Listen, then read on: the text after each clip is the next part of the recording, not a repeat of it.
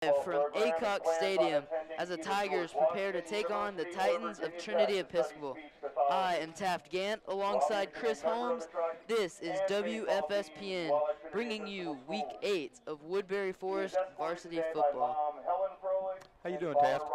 I'm glad to be here, Coach. So am I, Taft. It's a little bit overcast this afternoon, but not terribly so. I was a little bit worried that we were going to be out in the rain today, but the people at Trinity have been very nice. They got a nice little press box, and they've treated us very well since we've been here. Actually helped us work through a couple of technical issues as well. So many thanks to Trinity for their kindness and their willingness to work with us a little bit today. I'm going to be on a grass field today, which we have not played a whole lot on the grass field this year. We're going to be on a grass field. It's going to be a little bit wet. It's not really sloppy right now, but I'm guessing by the time the ball game is over that it'll be a little torn up and a little bit sloppy. Actually getting to watch a little bit of Trinity's senior day today, which is kind of a neat thing. Then we'll watch her there introducing all their seniors and their many accolades and what they like to do in college as they move forth and so forth. Going to be a little overcast today, but looking for a good day of football, Taft. Yeah, it's going to be a great day. Expect to see a lot of points as both teams have shown some great things on offense. Woodbury is 3-2. They're coming off a hard-fought battle against Benedictine. They were able to squeeze out the victory 40-30 at home in Johnson Stadium. Woodbury's first 2 touchdowns were on the defensive side of the ball. If you remember, Coach Holmes, Bill Clark had a fumble recovery in the end zone, and Bennett Hudson blocked a punt that was recovered in the end zone. Woodbury scored their first 24 points of the game in the second quarter, and they were able to score 40 in that game and take the win to move to a winning record. They'll try and continue that win streak of two games now as they take on Trinity Episcopal. Taft, that was a really good ball game last week. A really strong ball game for the Tigers. They were out physical and out-quicked at pretty much every position on the field and managed to figure out a way to win the ball game. They scored on defense, they scored on special teams, they scored on offense. The special teams and the defense, they really jump-started the offense, because the offense had been struggling until we started putting some points on the board otherwise. So it was nice to see that the Tigers go out and score in a multitude of ways. As you said, this has potential to be a high-scoring ball game today. Both teams have been able to put points on the board. It also has the potential to be a little bit of a sloppy ball game. It just depends. Woodbury should be a little stronger football team today. I think we have better athletes in most positions on the field, but Trinity can certainly score points in bunches as they have shown this year. The sloppiness of the field conditions can also lend to that, and the fact that Woodbury is coming off a very, very difficult ball game physically and mentally. That Benedictine team was very physical, very fast, and that was a really, really good win for the Tigers. It will be interesting to see how we come out today, because I think that will make a big difference in the ball game. So the senior day opening ceremony has just completed as the captains for the Tigers get ready to take the field for the opening coin toss. In at captain for the Tigers, from left to right, is DeKeese Carter, Kyle Bildu, Taylor Tucker, and John Harris. We're now getting ready for the national anthem. We'll be back shortly here on WFSPN. And now, as we prepare for the main event, please rise, gentlemen, remove your hats as we honor America with our national anthem performed by the Trinity Pep Band.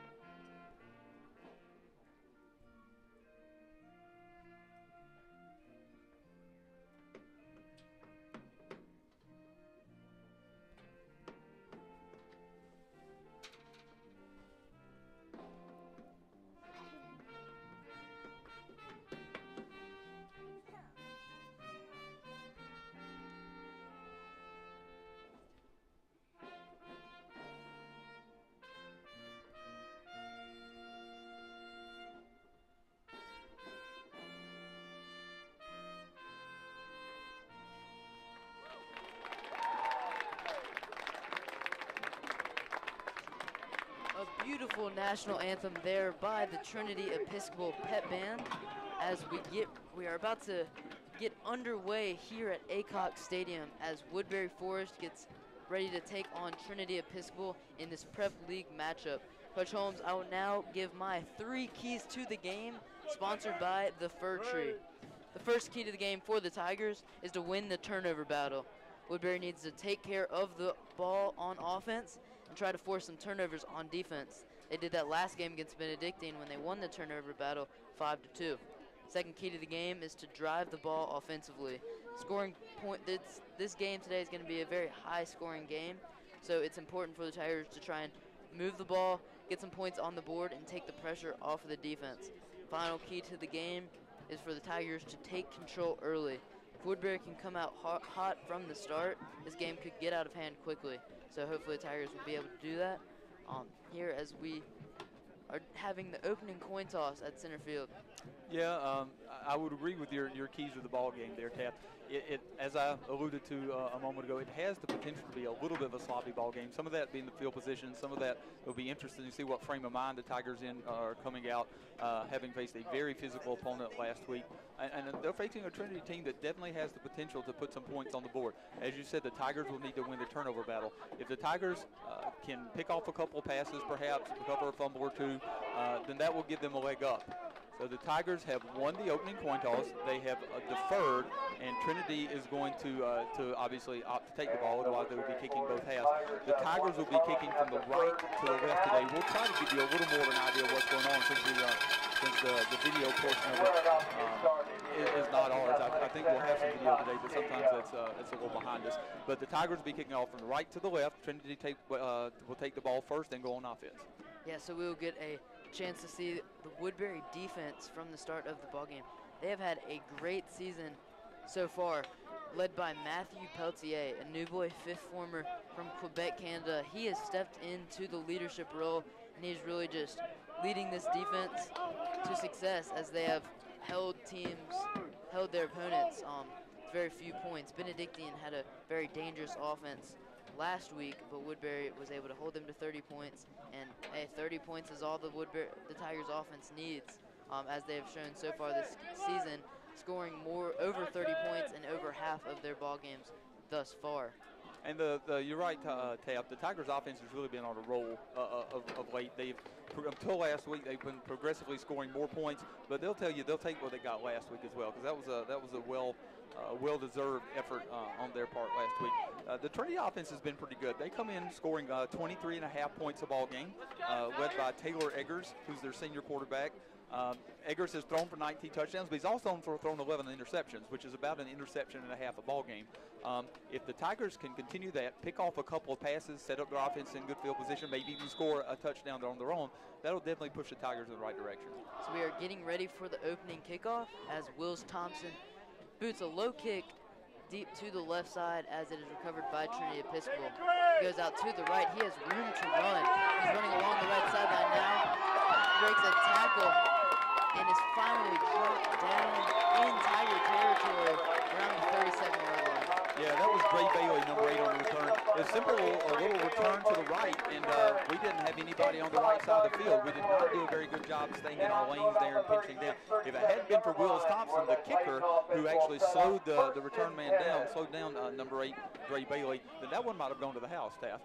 Yeah, well, there was not great pursuit there by the Tigers as we get Trinity Episcopal offense takes the field.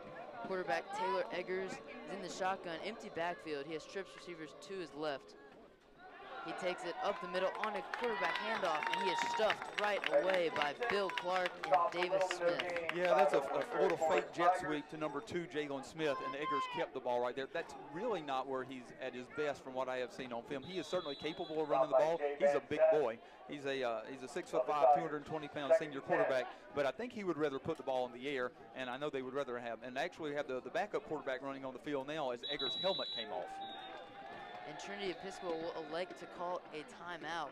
If they take a timeout, they don't have to pull the call off the field, if I'm not mistaken. I know this is the college rule. I believe that's the high school rule also. They can put him back out. So the elected to have taken the timeout, that would have been number 15, a freshman quarterback, Jack Toscano, who would have come into the field. And I think Trinity probably doesn't want to throw a freshman quarterback into the fire quite that early if they don't have to. Yeah, so the equipment issue there will cause Trinity Episcopal their first timeout of the ball game. We're just getting started here in Richmond, Virginia. There's 11 minutes, 19 seconds to go in the first quarter. Woodbury offense takes a quick water break because they've only ran one play, so they couldn't be too tired. And both teams are taking the field now.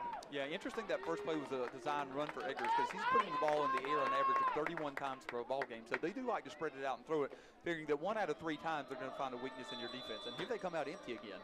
2nd and 11 for the Titans. Eggers is in the shotgun. He has a running back to his right, trips on the left. He will look to pass that way, but it is incomplete, attempted for Patrick Way. Yeah, nice pass, put it right on Patrick Way's fingertips. I think Way might have actually heard some footsteps there. He didn't have coverage around him, but there were, or he didn't have anybody right on top of him. There were enough guys around him, I think he felt uncomfortable. Same formation for the Titans, empty backfield, trips to the left, 3rd and 11. Flag thrown, that will be offsides on the Tigers. Yep, went with a little bit of a hard count. Nothing terribly tricky there. Going to make it 3rd and 6 instead of 3rd and 11. So the Tigers, they're going to have to be on the top of their game a little bit more mentally than I think we've seen so far. Didn't do a very good job squeezing down on the kickoff, and there we jump off sides and turn 3rd and 11 into 3rd and 6. Eggers in the shotgun. 3rd down, he looks to the coach to get the play. Bill Clark was just a little too excited on that last one. The Tigers D-line, it's a very energetic group. Oh, yeah. They're looking to try and get another tackle in the backfield. Yeah, Bill was, I'm sure, looking for another sack on the year. Receiver in motion. Eggers drops back to pass, but he will take it himself on the QB sneak, and he is tackled shy of the 1st down on the 30. Yeah, that's going to bring up about 4th and about 4, but 4th and 4, 4th and 3, that's a makeable 4th down, and I'm sure that you're going to line up and go for it. You're not going to punt from your opponent's 31 or 32-yard line. So they elect to go for it on 4th down. They're about 4 yards shy of the 1st down marker. Eggers is in the shotgun. He has trips receivers to the near side of the field. Yeah, and this won't be the first time we see the Titans line up and then get the play call from the sideline. They do that quite frequently. Receiver in motion to the left side. Eggers takes the snap, drops back to pass, looks to the right side of the field and completes it to number 3. Cuts upfield and is finally tackled just shy of the goal line. That would be a 1st down and 1st and goal for the Titans. Yeah, the back actually motioned into the backfield there to help out in pass protection. That gave them just enough time to get that pass off. If they give Eggers that much time to score, then or that much time to throw, they're going to be successful. This could be a run with Eggers with a symbol he's getting from the sideline. Eggers with trips to his right. That was Zach Shoemate on the reception for about a 20-yard catch. Yeah, nice throw and catch. Time to throw. This young man's very good. Eggers in the shotgun. Receiver comes in motion to the left side. A bobbled snap, and Eggers just has to fall on it. Yeah, that was obviously designed run for the quarterback. You can see Eggers go to the sideline and indicate that he was pulling his shirt off like Cam Newton does with his Superman celebration. You figure that's probably going to be a quarterback run. Can't blame the quarterback for wanting to dial up his own number. So that's 2nd and goal from the 10-yard line now. Tigers looking to bend and not break as their defense preaches and has preached for the past 10 years of Woodbury football. No doubt. Yep, bend but don't break. Eggers in the shotgun. He has a running back to his right. Twins to both sides. He takes the snap, looks to pass in the end zone on the right side. It is incomplete. That's Taylor Tucker on the coverage. Yeah, but he was planted into the ground by John Harris. We've seen Johnny Cheese in the backfield a lot this year. The more of those licks that you can put on the quarterback, the more dividends that's going to play later in the ball game for sure. So that's 3rd and goal for the Titans on Woodbury's 10-yard line. Eggers is in the shotgun with twins to both sides. That is 2 receivers to both sides. And he's got a single running back in the backfield, as you said again with him. And that's number 21, who is Joe Love. Eggers takes the snap. It's play action. He looks to pass in the end zone, and it is incomplete. Incomplete. That'll bring up 4th and goal.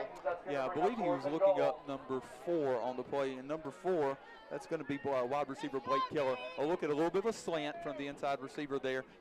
He had to get it over his line, so the pass was a little high, and it went off the receiver's hands. I don't know if the football is exactly wet, but I'm sure it's not dry because I know the field is a little bit wet. So 4th and goal. The Titans will go for it. It's only a 27-yard field goal, but they're trying to get some points on the board because they know that they would need as much as they can get against this dangerous Woodbury offense. I would agree. I think they think they're in field position here. They're going to take their chance on getting a touchdown. Eggers in the shotgun. He has trips to his left. Takes a snap, looks to pass that way, finds his receiver. Just shy of the end zone. We'll see where they mark him. It was completed, but he is not in the end zone. That will be a turnover on downs as he was tackled on the 1-yard line. Yeah, that's number 9, Patrick Wade. Big 6'2", 190-pound wide receiver. Good-looking kid out there. They've got some really good-looking kids at their skill positions. But we came up and made the tackle on the play and managed to keep him out of the end zone. I think Locklear will certainly take the snap a couple yards deep into the end zone unless he goes under center, because we are right at the end zone. The young man can't be more than a half yard short of the goal line there. So the Woodbury offense will take the field. Ben Locklear, the quarterback, is under center. He has Reese Logan behind him. It's a pitch to Logan on the right side. He cuts upfield, gains a few yards. He's tackled. That will be about 2nd and 5. It's been a long time since we've seen Woodbury actually run a lot in the way of a toss sweep. That was just a simple toss sweep. Line up under center, toss it back to Reese Logan, and it was basically student body right. He had a couple guys pulling out in front of him, managed to pick up about 6 yards. That's a nice first down for the, or a nice pickup for the Tigers on first down. That will bring up 2nd and 4 for Woodbury. That's a huge pickup that gets them out of their end zone, because if that play went wrong, it could have easily been a safety. Oh, easily. Ben Locklear's in the shotgun. He has Ford Asherman to his right. He'll look to pass. He completes it to Sam Dolphin on the left side of the field. It takes 4 men to finally bring him down just past the 10-yard line, and they will mark a first down. Yeah, it's interesting to see him go to Dolphin early in the game, because Dolphin is in because we've got a couple guys dinged up, a couple guys injured. He made a really nice catch last week. Had to play a little more than he's been playing. And I guess if I'm Locklear, I do want to try to get him involved a little bit early in the ball game. He's a remarkable athlete. We talked about last week. He definitely thinks he's more of a basketball player, but he's a pretty good football player. Yeah, he's a great basketball player, and that's his main sport. However, he got a catch last game. He figured that he might as well do some more after that his first reception of the game. On first down, Ben Locklear pitches it to the right side to Reese Logan. Logan fumbles but recovers it, and he's still going. Finally down for about a 4-yard gain on the far side of the field. I'm not sure if Reese Logan's much of a basketball player, but he definitely dribbled that ball down the field a couple times before finally picking it up and running with it. But you're right, there's a flag. We'll have to see if there's motion or what we have. So it looks like sideline warning on Trinity. That's not going to be a penalty, but it will be next time. That means the line judge, who's on the sideline here, the sideline judge, was running down the field and ran into a coach or a player. That probably a coach, or probably would have been a penalty. But that's just a sideline infraction. So that makes it 2nd and 4. But that play could have gone wrong in a hurry. Locklear's in the shotgun. He has Staley Weidman and Keith Carter to his left. Takes the snap, and he looks to pass. He finds Reese Logan on the little halfback flare. Reese Logan completes it, goes upfield, tackled around the 17-yard line. We'll see if they give him a first down. It's going to be close. He's got big number 78, Graham Godwin, out there trying to lead the way for him. Graham is going to probably get a little more playing time today. Also, Graham Godwin out there leading the way, picks up the little screen pass, and yeah, first down. It's nice to see the Tigers get the chain moving early in the ball game.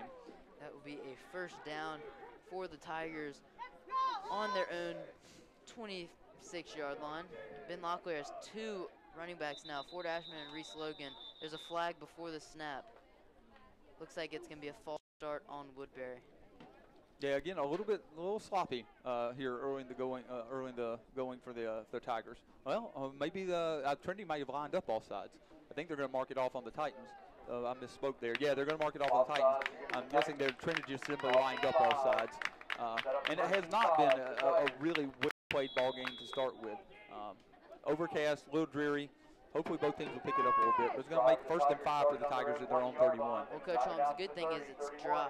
I would agree. They're calling for some rain today. Thankfully, it has held off, and it's a dry day here at Aycock Stadium. On 1st and 5, Ben Locklear hands off to Logan on the right side of the field. He is dropped down for a loss. Yeah, that looked like that was Elijah Rayner, who was in the backfield as a linebacker for the Titans, who managed to make that tackle for a loss. Going to bring up about 2nd and 10 for the Tigers, so they'll lose the 5 that they gained on the penalty. 2nd and 10, that's not too bad. That will come back to hurt the Titans if the Tigers are able to pick up a first down, because 2nd and 10 is a lot better than 2nd and 15. Yeah, 2nd and 15, you're definitely behind the sticks. Locklear in the shotgun with Ford Ashman and Reese Logan to his left. Lockwood takes the snap, looks to pass, finds Keith Carter on the screen pass, and Carter is brought down right away for about a gain of 1. Yeah, he was bracketed by a couple DBs there, and that pass was high enough that he couldn't get his feet into the ground and make a quick move. He had to go up and get the pass and make sure he caught it first. They're still going to give him about a 3-yard gain instead of 3rd and 7 on the I guess that's about our own 29-yard line. Yeah, we'll call it about the 20-yard line. So 3rd and 7 for the Tigers.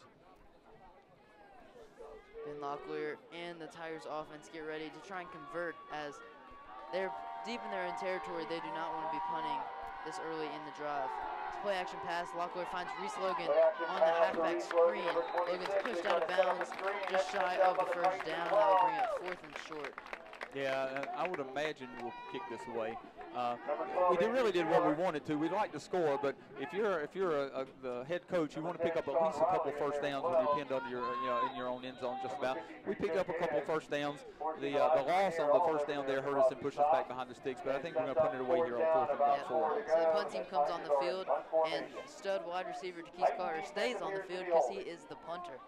So DeKeith Carter will get ready to boot this ball to the left on 4th and 3. Keith Carter runs around with it, and he punts it high and deep.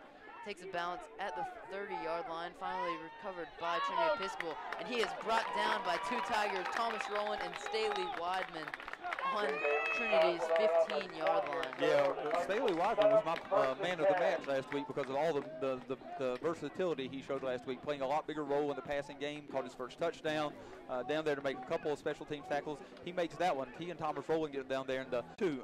That's a difficult, can be a difficult handoff to really complete right there. Look for the Tigers to be trying to strip that out. That's Joe Love, 5'7", 175-pound junior running back. There's no gain, going to still be about 2nd and 10 for the Titans. And again, they're going to line up, and the quarterback will look to the sideline for the play call. Edgards gets the play call from the sideline.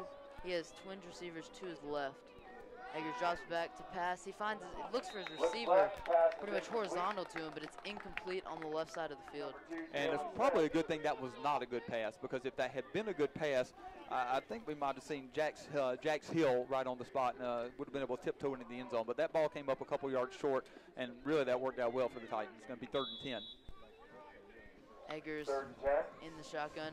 Yeah, Jax Hill, who you just mentioned, is one of my players to watch today. He had his first game back last week from a knee injury, and he played outstanding. And made a huge play. He tips that ball to Thomas Rowland with under a couple minutes left, and we were able to run out the clock from there. Eggers takes a snap, looks to pass on the far side of the field, and there's no one there. That will bring up 4th and 10 for the Titans. That's something that I saw on film quite a bit in film study this week, Pat. Number 4 cut his route off considerably there, and he ran about a 10 and in, whereas Eggers threw what is supposed to be a post or corner. It was really difficult to tell right there. Obviously, the two of them not on the same page, and the Titans will punt the ball back to Woodbury, and they'll get the ball right back with, again, Carter back to return this punt. Jack Toscano punting for the Titans. It's Keith Carter who's returning it for the Tigers. He's standing at his own 45-yard line. Don't be surprised if he's able to take this one back to the house. And there'll be a timeout called by Trinity Episcopal. That's their 2nd of the half. So Woodbury, a 2nd stop of the game, another big stop, as this will set up some good field positioning for the Tigers. No, let's hope that we can come out of this with good field position. But yeah, quick timeout right there. But as we've weren't quite ready to line up and ready to run that play. We'll have the Keys back. We'll see what kind of a kick we get right here. I did not get a whole lot of study on their special teams this week. I was able to watch some of it. Their punting game pretty average for most high school teams. So an exciting sight back at Woodbury for us, Coach Holmes. The bleachers are starting to go up around Johnson Stadium. Maintenance has been working to put up the bleachers, getting ready for the game on November 10th. Punt is high, almost blocked by Matthew Peltier. Takes a friendly Titans bounce, and will be down by the Titans on Woodbury's 38-yard line. Yeah, going to pick up about 7 or 8 yards on the exchange of punts there. The Tigers will be 1st and 10 about their own 38, maybe 39-yard line. Not getting the same roll there that you do on turf, that's for sure. That ball stopped pretty quick. But Taft, I'm in complete agreement with you. It's always exciting to see those bleachers to start to go up on the far side of the field and in the end zone right there, because that means that the game is just around the corner. And it is. It is. We're 2 weeks from today. Yeah. I can't wait. last year definitely left a bad taste in our mouth. I know we're all ready to get back on the field for that one. Ben Locklear and the Tigers offense take the field now. Locklear takes the snap in the shotgun, looks to pass deep on the near side of the field to Keith Carter, and it is incomplete. Good coverage there by Patrick Boy. Yeah, pretty good coverage. I think the Keith will tell you that's one he probably should have hauled in. But the coverage was decent, and Keith was trying to struggle to keep his feet under him a little bit and just simply unable to corral that pass. I do like the play call a whole lot because we need to see how Trinity is going to defend that, and how they're going to defend the Keith. And we need to take some chances at taking the top off of their defense. 2nd and 10 for the Tigers. Staley Weidman, Sam Dolphin, and Keith Carter are in trips to the right. Ben Locklear's in shotgun with Reese Logan to his right. It's a handoff to Reese Logan up the middle, who slips and is down for about a 1-yard gain. Yeah, going to gain a yard or two on the play. Like I said, about 3rd and 8. I'm imagining that the middle of the field is going to become more and more treacherous as the game wears along. We've only been playing about 8 minutes of actual game time right now, time on the clock, and already you can see where the field is starting to get chewed up some. So it's going to be about 3rd and 8 for the Tigers. Let's see what Coach Scott Braswell has dialed up for 3rd and 8. Like you mentioned earlier, Coach, this is the first time, or the 2nd time of the season that the Tigers have played on grass. The first was Charlotte Latin. Ben Locklear takes a snap, finds Reese Logan on the screen. No, it's incomplete. Logan was unable to come down with it. Yeah, and close to a lateral there. I think it was actually a forward pass, but you have to be very careful on balls like that because that's a split-second decision for the official, and you got to make sure he's on the same page you are, because if that's a lateral, the Titans are able to pick that up and run with it. But as it is, we don't pick up a first down. We're going to have the Keys back in punt formation again and be punting the ball back to the Titans, and they'll take possession for the 3rd time. So that's 2 defensive stops for both teams to start this game. We were not expecting that because both offenses are very dangerous for each team. Keith Carter boots it high and deep on the right side of the field. The ball just sits and dies. It's finally down from Matthew Peltier on the Titans' 27-yard line. Yeah.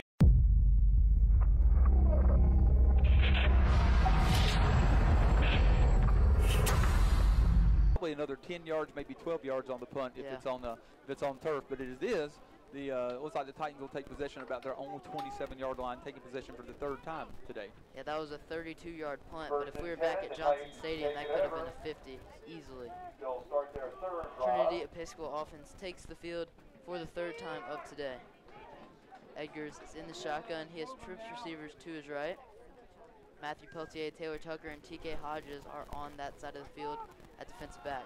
It's a run to the left side, and a big hit by Johnny Woodson Brooks leaves a short gain for the Titans. Yeah, I think they'll tell you they prefer not to run. You have to run some to keep that Tigers defense up front honest for sure.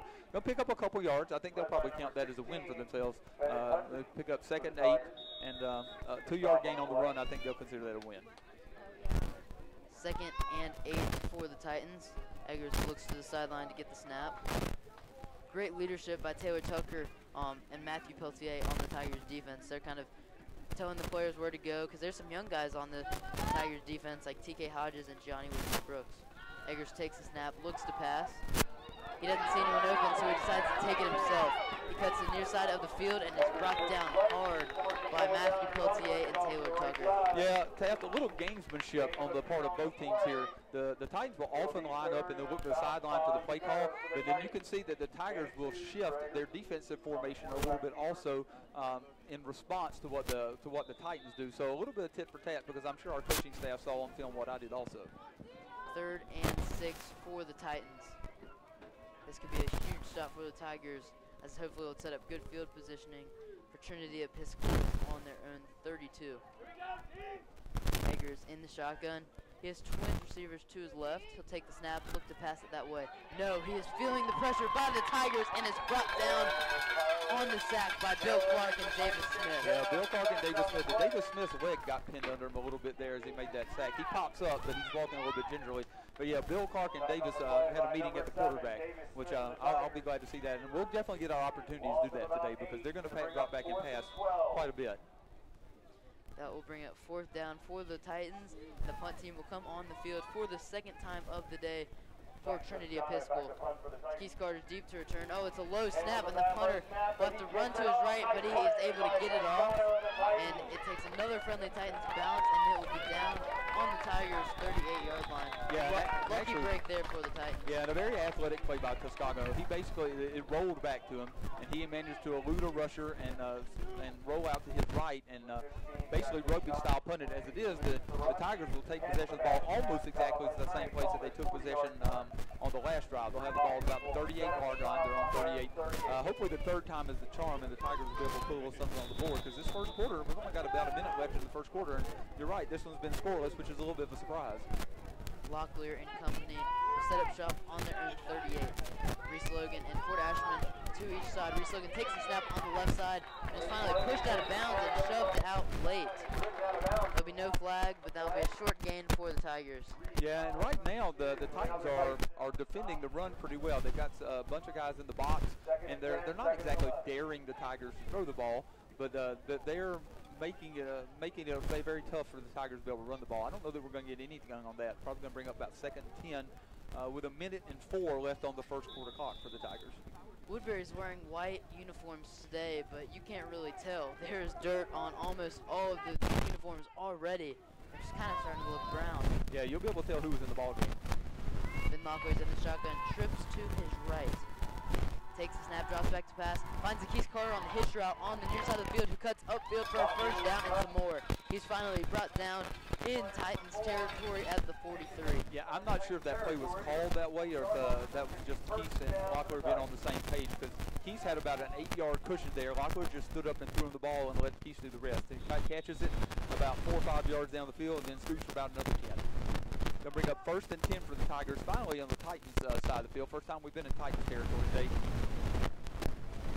4-yard line. Ben Locklear's in the shotgun. He has Reese Logan, Fort Ashman at running back. Reese Logan takes the snap, goes upfield for about a 3-yard gain before he's brought down.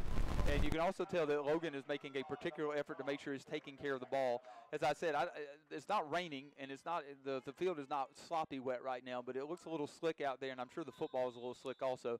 And it looks like we're making a really concerted effort to try to make sure that we take care of the football. I see Dolphin running back in the ball game. We're 14 seconds left on the first quarter clock. I don't believe we have to snap it again. We may try to get to the line and snap it because we're just a little under 10 seconds now. But we may or may not get this play off in the first quarter. Locklear has an empty backfield, trips to his right. The clock hits 0:00, and that will bring up the end of the first quarter. Yeah, it would be interesting to see. It was interesting to see how the Titans lined up there against an empty set for us. Of course, you know, if you think about it, Taft, a lot of the things that we do that give people problems sometimes, Trinity probably sees them in practice every day because we do some similar things in the passing game to what they do. Not exactly the same types of passing games, but there's some similarities, and lining up empty is not going to give them any pause for thought because they see that every day in practice. I also want to remind all of our listeners that you can email me to let us know who all is listening in. We're going to have a little different email address for you today, so this is our email address I want you to email today. I want you to email into WFSPN at woodberry.org. WFSPN at woodberry.org. And if you email into that, then I will get that email, and I will respond, and I'll let you know all the people that are listening in, because we always love to see who's listening in. I would imagine, Taft, that we probably have a few more people listening in from school today since we're on the road. We have you and I were talking about on the way over. It's been a strange schedule. We started off on the road the entire first month, and then we've been home for about the last month or so. So it's been a weird dynamic. We haven't been on the road recently. But WFSPN at woodberry.org. Email in, and we'll give you a shout out to who all is listening in. And it looks like we're going to be back empty again, Taft. Second quarter is about to get underway. Same formation for the Tigers. Locklear in the shotgun, takes the snap, looks to pass. Looks for Kyle Bodo across the middle of the field. It is complete for a big gain. He's brought down at the 15-yard line. Well, I don't know that much is going to put a bigger smile on his face than picking up about 20 or 25 yards on the play. But I know Billadoo had a big smile on his face last weekend after the big win for his Boilermakers against Ohio State. Billadoo going to Purdue next year, and that was he was bragging all weekend that they were going to win, and he was right. They managed to put a whooping on the Buckeyes. 1st and 10 for Woodbury. Locklear is in the shotgun. He has Fort Ashman to his right. Trips to his right. That's Staley Weidman, Sam Dauphin, and DeKeith Carter. It's a run up the middle to Fort Ashman, who gets about 5 yards on the carry. And Ford, he moves around a little bit, going to pick up 4 or 5 yards on the play. That's a good first down for the Tigers, obviously. It's nice to see Asherman getting a few carries as well. He started to pick up and become a bigger part of the offense the last couple of weeks, having several nice pass receptions last week and ran the ball quite a bit against Collegiate a couple of weeks ago. So that will bring up 2nd and 5 for the Tigers. We'll look to try and solo out DeKeith Carter here, try and find him in the end zone as he's lined up on the far side of the field. Locklear in the shotgun, Reese Logan to his left. Locklear takes a snap, finds DeKeith Carter on the hitch route on the far side of the field. Keith Carter cuts upfield and finds the end zone, but he is marked just shy of the goal line. That will bring up 1st and goal from Trinity Episcopal's 1-yard line. And he's got to be careful there because he tried to stretch that ball across the goal line and lost it. And on the road, things can happen sometimes where you don't end up getting that football back because it definitely rolled into the end zone. But as it is, they've already spotted him down inside the 1-yard line. Tigers getting a little something going now, and you're right, we'll have 1st and goal at about the 1, maybe the half-yard line.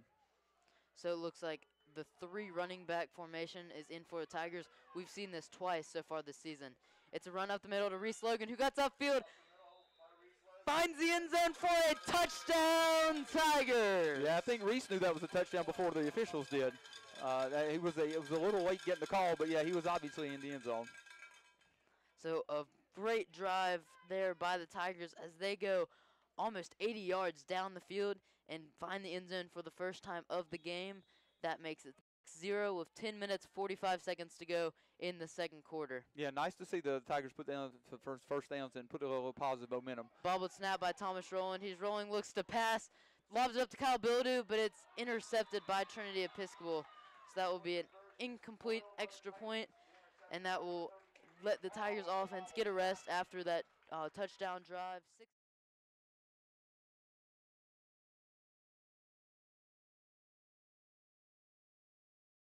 It was not a great snap. The snap was bobbled, and we rolled out right there, and we're just unable to complete it. And in high school ball, you can't return that.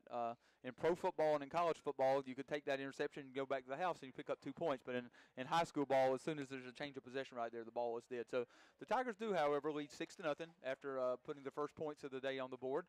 10 minutes and 45 seconds left in the 2nd quarter. That's nice to see the Tigers put together a scoring drive right there. A little bit of run, a little bit of pass, spread the ball around a little bit. Several guys caught passes on it. And, of course, DeKeith made a couple big plays in there as we've seen him make a lot of the year. So it's not a surprise to see the Tigers not find or get points on the board until the 2nd quarter. Last week against Benedictine, Tigers didn't even get any points on the board in the 1st quarter. It was 0-6 after the first 15 minutes.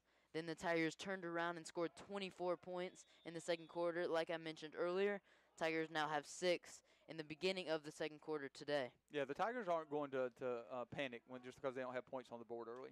Trinity Episcopal receives the kickoff at the 10-yard line. He cuts to his left on the open side of the field, and he is finally brought down by Turner Asherman and Matthew Peltier. Yeah, that's number 2, Jalen Smith, who comes all the way across the field. He fielded the ball on pretty much his right sideline and got all the way across the field to the left sideline right there. Getting a nice email here from Douglas McManamy, who says he's enjoying the game from Savannah, Georgia. Also says it's nice having the audio linked up with the RVA HD video. Says he's really enjoying that a lot. That's the first time that we've done that, doing that today. So yeah, that's a nice little bonus for it. I forgot about that earlier in the game and just spoke like we were only on the radio. But it's nice to have some video today. So Trinity Episcopal will set up shop on their own 37-yard line. Eggers takes the snap. He'll pass it. He'll run it up the middle on the QB sneak. He's brought down by Bennett Hudson and Johnny Woodson Brooks for no gain. Eggers is a big boy. I don't know that they necessarily want him to run the ball as much as I've seen him so far because he's going to take his licks dropping back to throw passes as well. But, I mean, he's 6'5", 220. I guess they feel like he can absorb the punishment they've seen him. He is a big, strong young man with a really good arm as well. Eggers is in the shotgun. He has a running back to his left, trips to twins to his right, and it's a muff snap, and Eggers has to fall on it about 10 yards behind the line of scrimmage. Yeah, that was a very similar snap to the one we saw in our extra point. The only thing is they didn't have somebody 7 yards back that's on a knee ready to corral the ball. And Eggers had to chase that ball as it tumbled away from him. And you're right, that's going to be 10, 12, maybe almost a 15-yard loss. Yeah, it just kept rolling back. Crucial play for Trinity Episcopal as that makes it go from 2nd and 10 to 3rd and about 22. Yeah, we'll see what they dial up here. Not many coaches have lots of great 3rd and 22 play calls. But they're, again, going to look to the sideline. Let's see what kind of chess the Tigers intend to play, see if we move with them. Taylor Eggers in the shotgun. He has strips receivers to his right. Eggers takes the snap, looks to pass, and he's going to have to go deep. He lobs it up across the middle of the field, and it is almost completed to Jalen Smith, but he is just short, and that will bring up 4th and long. Yeah, he just ran through the middle of the Tiger defense there. Jalen Smith came from an inside top position, ran through the middle of the Tiger defense, split our safeties, and Eggers didn't drop a bad pass in there, just not quite able to stretch out and get it. It's going to bring up 4th and about a half a mile for the Titans. Yeah, so Titans started with the ball on their own 38, or excuse me, 36. Now they have it on their own 24. So not a great drive for the Titans as the punt team takes the field. DeKeith Carter is deep to return. Punt is almost blocked again, but DeKeith Carter will elect not to take it. It will take a friendly Trinity roll, and it looks like it hit the Woodbury defender, but no. It will be down by Trinity at Woodbury's 43-yard line. An interesting turn of events there as Trinity was almost able to get the ball. Yeah, the Tiger up band was almost pushed into the football right there. I would have been interested to see what the call would have been. The Trinity sideline is calling for that to be their ball, but if anything, the Woodbury return man was blocked into the football, and you obviously can't do that. You just can't take somebody and throw them into the football and create a turnover like that. But the Tigers are going to take the ball at their own 43-yard line, hoping to build on a 6-0 lead. And they'll sprint out really quickly. And the Trinity defense a little late getting on the field because I think some of them were under the pressure they had the football. 9 minutes to go in the first half. Locklear in the shotgun, takes the snap, looks to pass. Goes deep on the far side of the field to DeKeith Carter, who is unable to come down with it. That would have been a big play there, but it will bring up 2nd down on the incompletion. Yeah, again, the Locklear and Carter not quite able to get on the same page. In fact, I see Carter tossing off the gloves as he comes off. That one was on his fingertips, and a really nice pass by Locklear. Dropped it right over his head, put it right on his fingertips. Wasn't quite able to corral it, but the Tigers seem to have a little better mojo, a little better pep in their step right now, now that they put a score on the board. Yeah, a lot more. They kind of got their swagger back, as you would say, from their win last week. Good way to put it. Ben Locklear in the shotgun, running backs to both sides. It's play action. He looks to pass, finds Ford Ashman on the little flare route. Ford Ashman goes upfield, breaks the tackle, finally goes out of bounds in Titans territory at the 46. Yeah, picks up a really nice block from Aussie Joseph. I know Aussie's mom listens in sometimes.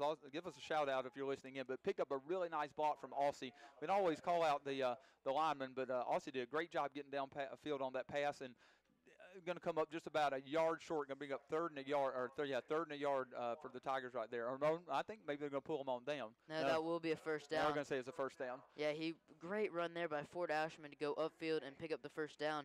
An interesting side note, Woodbury last week against Benedictine had 24 first downs. 16 of those were passing.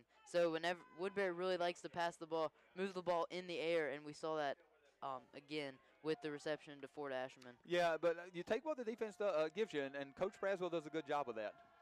Ben Locklear has trips to his left, takes a snap. It's a handoff to Reese Logan up the middle. He's gobbled up right away for a loss on the play. Yeah, again, a little bit of a low snap there, but which the center and the long snapper are not the same person, but a little bit of a low snap right there, and that kind of destroyed the timing of the play.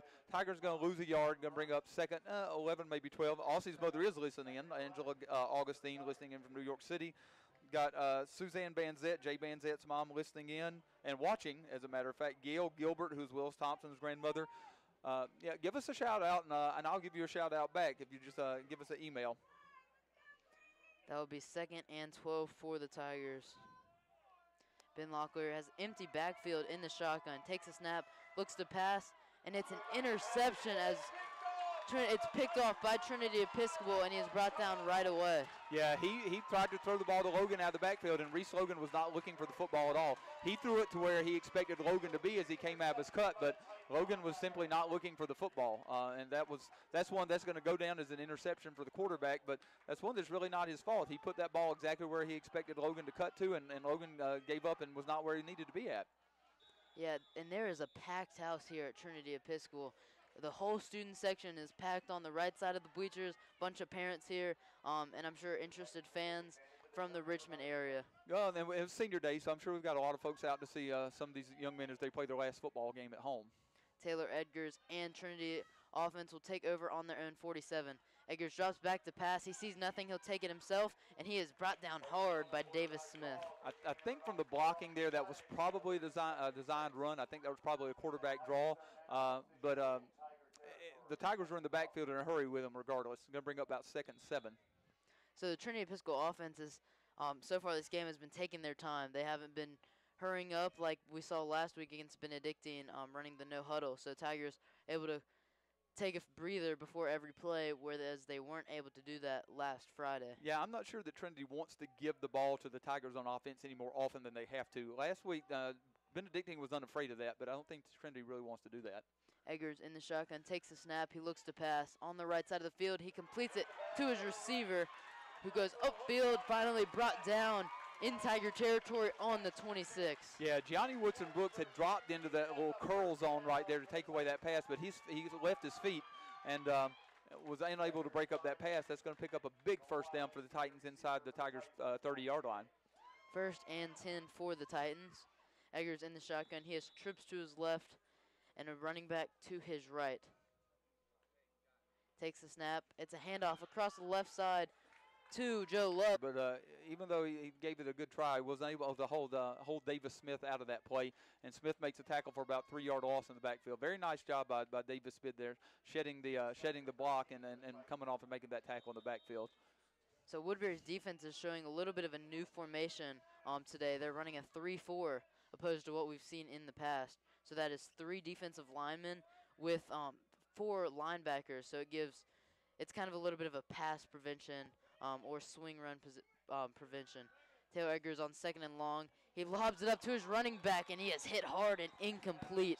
Bennett Hudson knocks the running back down. Yeah, Bennett sniffed that play out pretty quickly. When you feel that much of an absence of pressure, in other words, the offensive line is not making much of an attempt to block you, as a defensive lineman, you're taught to stop and hold your ground. And Bennett sniffed out that the screen attempt, and you're right, he put a pretty good lick on the running back. And we almost intercepted that on the tip. Bill Clark was right there. 3rd and 13. Trinity Episcopal has only lost 3 on this set of downs. Jay Banzett and Bennett Hudson are the middle linebackers for the Tigers. Johnny Woodson Brooks and Matthew Peltier on the coverage on the close side. Eggers looks to pass across the middle of the field, and it is incomplete. Thomas Rowland on the coverage. That brings up 4th down. Yeah, that was a really nice job by Rowland. He dropped back, he read that pass, and he was able to get up there and knock that pass down. I believe that would have been maybe just a hair short of the first down, but it would have been really close. As it is, it's going to bring up 4th and about 13. And plus territory like this, and on the Tigers' 31-yard line, I would expect that the Titans will probably go for this. And they do. The offense will stay on the field here on 4th and 13 from the Tigers' 26-yard line. And you're right, that 3-4 formation is something they're showing a lot. It's difficult to get a lot of pass pressure unless you blitz some out of it, but the Tigers have been pretty successful with it so far. Eggers in the shotgun, drops back to pass. He's feeling the coverage. He'll lob it up in the middle of the field, and it is incomplete. No flag on the play. That will be a turnover on downs. Tigers will take over there. Yeah, Eggers lofted that one deep, and to be honest, there were 3 Tigers and 2 Titans there waiting on the football, and the 5 of them basically knocked each other down. That's a good time to not throw a flag, because that pass, 1, is probably not going to be called, even though that's not the high school rule, and 2, there were 3 Tigers in position to pick off the ball. If anything, they should be upset that they weren't allowed to intercept the ball. But so that's going to set up the Tigers. They get the ball back after the turnover, first turnover of the ball game, other than the turnover on downs that we saw from Trinity on their first time out. But the Tigers will take the ball at their own 31-yard line. Got about half the second quarter to go. Let's come out. We got Billadou split out wide and 2 backs in the backfield again, Taft. The second turnover on downs forced by the Tigers defense, and a big one with 6 minutes to go in the second quarter. Locklear takes the snap, drops back to pass, and it's another interception on the middle of the field. That's number 8 by Trinity Episcopal, and he goes upfield and is in the end zone for a touchdown, pick 6 Titans. Yeah, the previous interception you could pin on the running back not really doing his job. That one's completely on Locklear. He just threw the ball to the defensive back who's sitting in the middle of the field, and he managed to get to the right sideline, take it down the sideline, and we are tied up with 5 minutes and 56 seconds left to go in the second quarter. A big swing of events there as the Titans get points on the board for the first time of the game, and it's the defense that does it. Yep, their defense, who has played better than I had anticipated today. And the offense now comes on the field to try and get the two-point conversion. I like this play call because the defense is tired. They're not ready to be on the field because they thought that they forced that turnover on downs and we're going to get a breather. That's exactly right. It's a good time to do it. Eggers in the shotgun, takes a snap. He'll roll to his left to pass. But he will take it himself in the end zone, and it's brought down by Taylor Tucker. A huge stop there and a huge hit. So that will be no good on the two-point conversion. We are tied up here at 6 apiece with 5:56 to go in the first half. But I'm with you, Taft. That's a good time to dial that up. The Tigers' defense had not been on the field. They had to run on the field in a hurry. They had Eggers actually roll out to the short side of the field there. He rolled out to the left side of the field right there. Pretty quickly, Eggers decided he was going to put his head down and he was going to try to run for the two-point conversion. And actually, as you said, Taylor Tucker stopped them, but he actually forced the ball out as well. The ball ended up lying on the ground, and the Tigers fell on top of it. So we got a new ball game. It's 5 minutes and 56 seconds left to go in the second quarter, and we are tied at 6.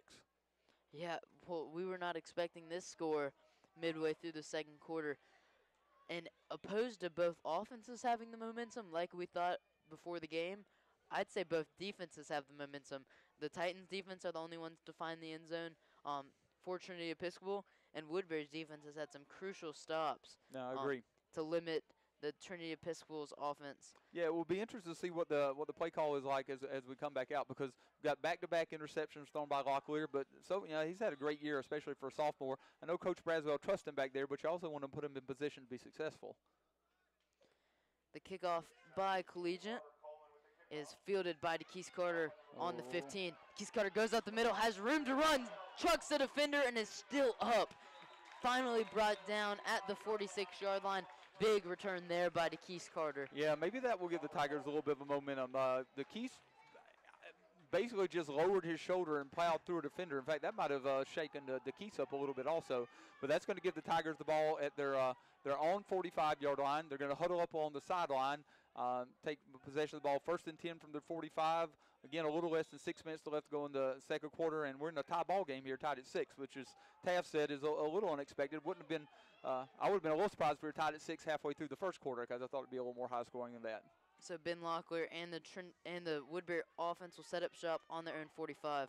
First down is a run up the middle to Reese Logan. He cuts to his left and has a big gain on the play of about 7 yards. That'll bring up 2nd and short. Yeah, a little bit of a counter play right there. Reese takes a step to the right and he waits for a lineman to pull around. Then he shifts back to the left after planting off of his right foot. Picks up a nice first down gain for the Tigers. Going to bring up 2nd and 4 from the Titans side of the field at the Titans' 49-yard line. Kyle Bildu is in the game at tight end. Sam Dolphin and Staley Weidman lined up in twins to the left. Locklear in I formation, hands it off to Reese Logan again. This time he's gobbled up from the line of scrimmage and will gain nothing. Yeah, that's going to be no gain on the play. You're going to bring up 3rd and about 4. We'll see what the Tigers do here. I would anticipate we'd put the ball back in the air right here. Well, we do have a couple of interceptions of late, but Locklear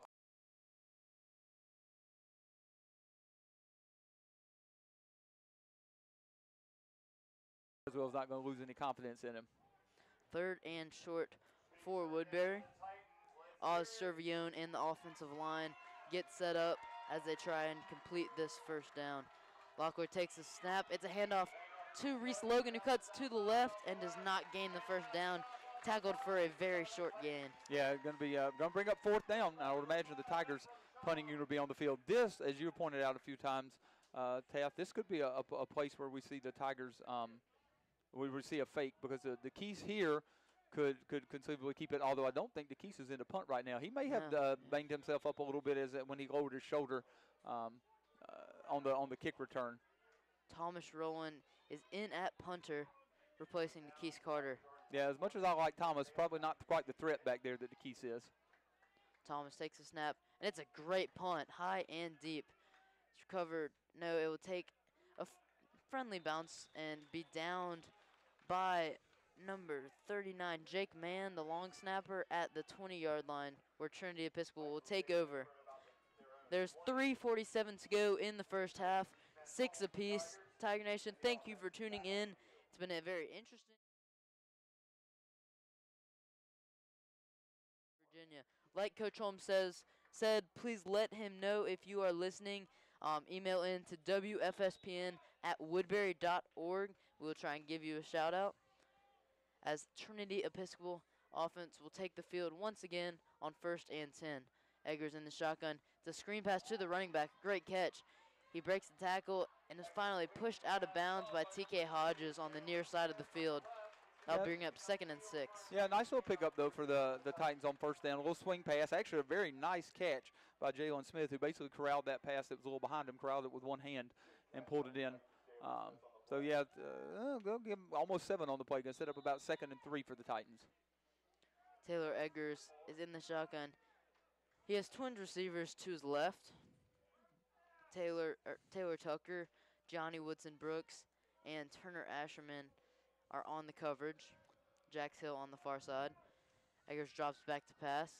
He doesn't see anyone. He goes up the middle on the QB run again, breaks a tackle, picks up the 1st down, and it takes the entire Woodbury defense to bring him down. Yeah, as we said, he's every bit of 6'5", 220, and the Tigers defense struggled to bring him down right there.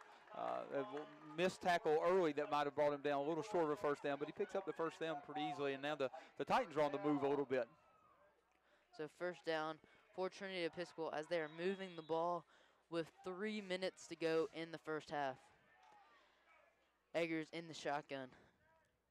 Davis Smith is showing blitz for Woodbury. It's a direct snap to the running back who takes it across the left side but is pushed out of bounds by Bennett Hudson.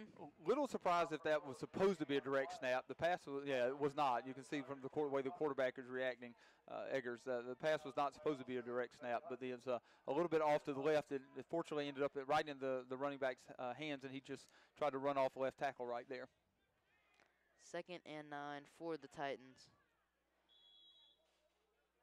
Matthew Peltier and Bennett Hudson sure are dirty on the defense. Their jerseys are covered in mud and dirt. Eggers looks to the sideline to get the call. He is in the shotgun formation. It's twin receivers to both sides. Ace formation. Eggers takes the snap, looks to pass, and he's feeling the pressure. He just dumps it off to his running back, Jalen Smith, who goes upfield, picks a 1st down, and is tackled right around the 50. Yeah, again, a little bit of a screen pass right there. Didn't really have any linemen get very much out in front of him, but just enough of a delay right there that they could get the ball in the running back's hands over the defensive lineman and picks up a 1st down into Tiger territory. Eggers, another direct snap to the running back. He just goes up the middle and gains nothing. I guess you could say Trinity Episcopal is getting lucky here, because if it was to the other side of Eggers, it would be a fumble. It would be fumbled in probably about 10 yards down the field, but that's twice that's happened in the last 3 plays, which has been, like you said, very fortuitous for the Titans. Seeing a little sunlight now. Sunlight has come out as the clouds have kind of gone away, so it's turned out to be a beautiful day here in Richmond, Virginia at Aycock Stadium on Woodbury's 1st road game on the 2 road game trip as they play at Fork Union Military Academy next Friday.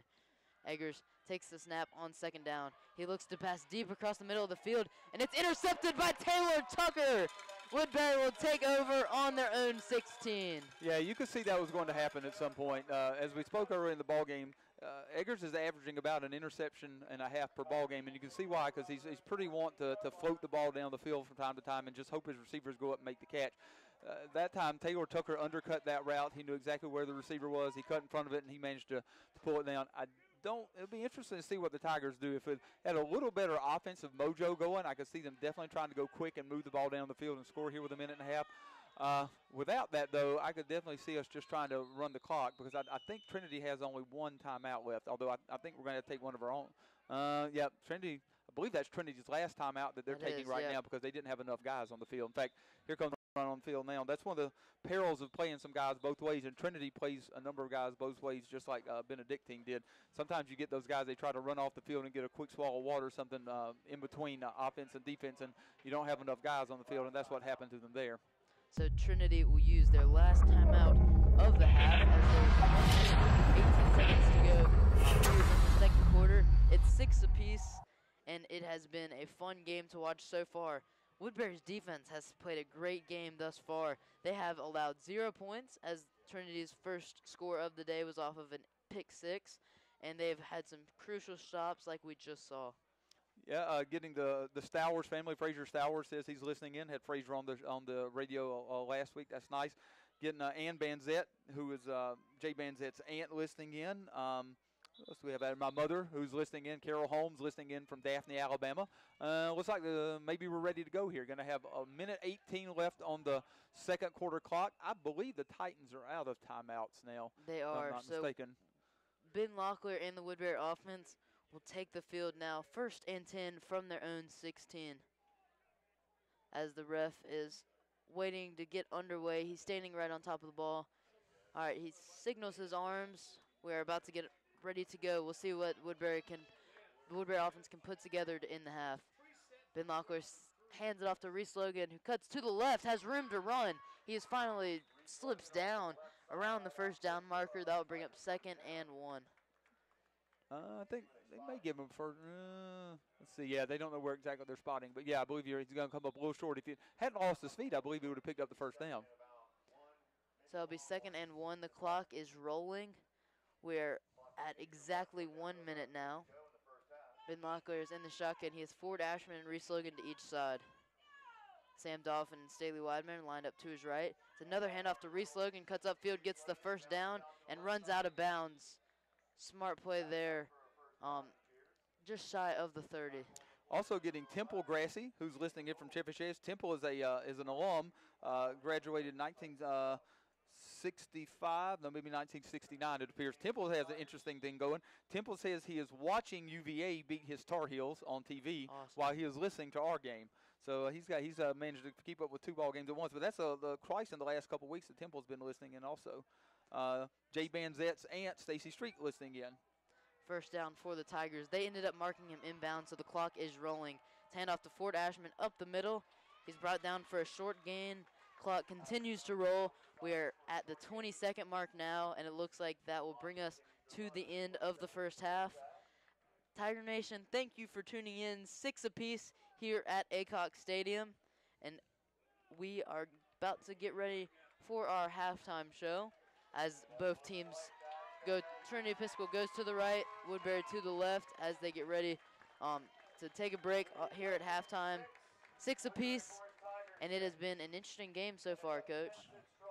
No, you're right. This has been a very interesting ball game. It's definitely not what we had expected so far. In fact, getting quarterback coach and athletic director Matt Blunden just kind of tapped me on the shoulder as he's walking down and shrugged his shoulders because he's thinking the same thing I am. This Trinity Episcopal team is giving a valiant effort, and they are a decent football team, but they are not the football team that we saw last week. They're not the football team that we've seen much of the year, and the Tigers have handled much stronger opponents this year. But at this time, we're not playing particularly good football, and Trinity's playing a pretty good brand of football, and we've managed to shoot ourselves in the foot quite a bit today. It will be interesting to see exactly how Coach Scott Braswell handles this at the half, because what we have seen game in and game out from the Tigers so far this year, Taft, is there's never been any letdown. They've had a consistent effort ahead, behind, good, bad, ugly. There's been a consistent effort from the Tigers every game, and we're not on top of our game today. You and I talked about it on the van ride over here, Taft, that you're going to have days like that when we were both a little bit concerned about it, especially after the last ball game. We've got a bunch of guys dinged up, got several guys not playing today, which is no excuse because Trinity is playing well also, but this was going to come down to the wire, and I think if you'd asked most people beforehand, that we would have told you that's probably not going to be the case.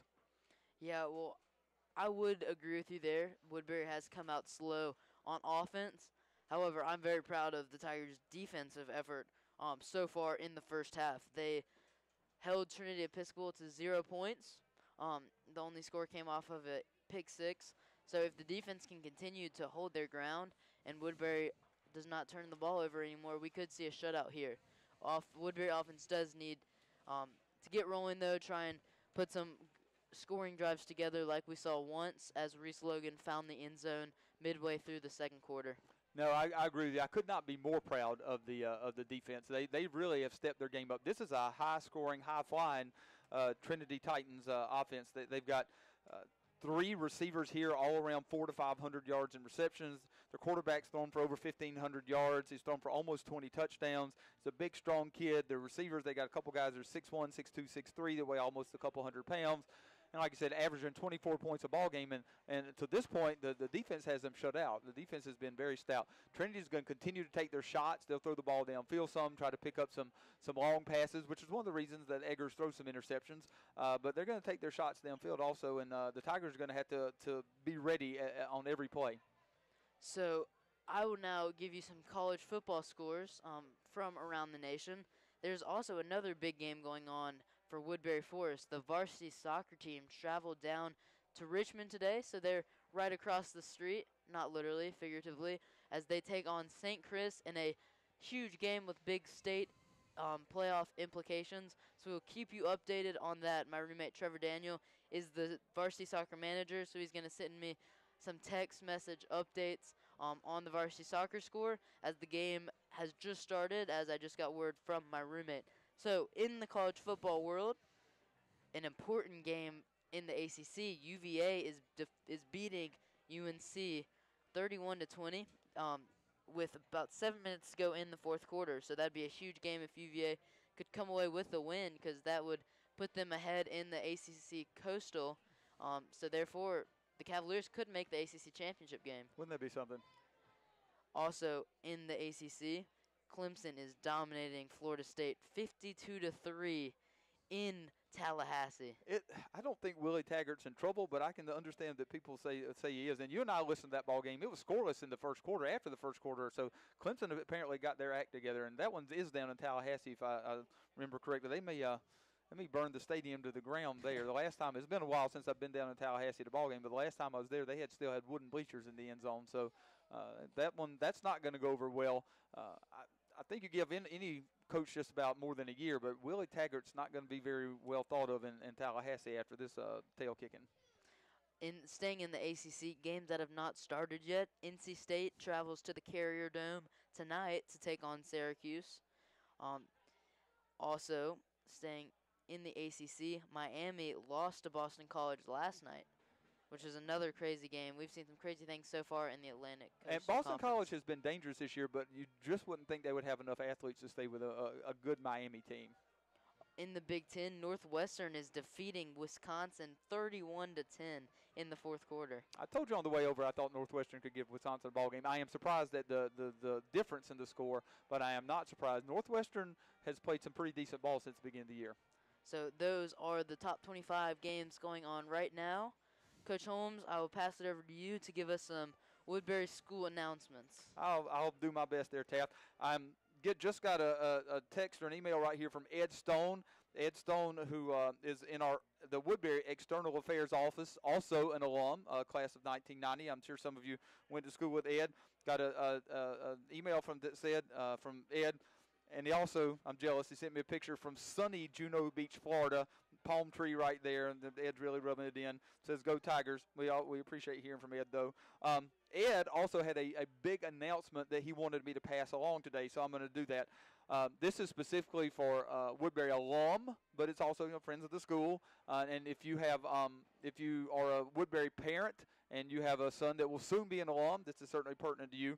Ed wants all Woodbury alum to know that they need to sign up for WoodburyConnect.com. That's Woodbury Connect, which is one word, .com. It's a networking and engagement platform that's exclusively for Woodbury Forest alumni. We all know that the Tigers have a nice, healthy network that spans not only the South, but the entire United States and even the world.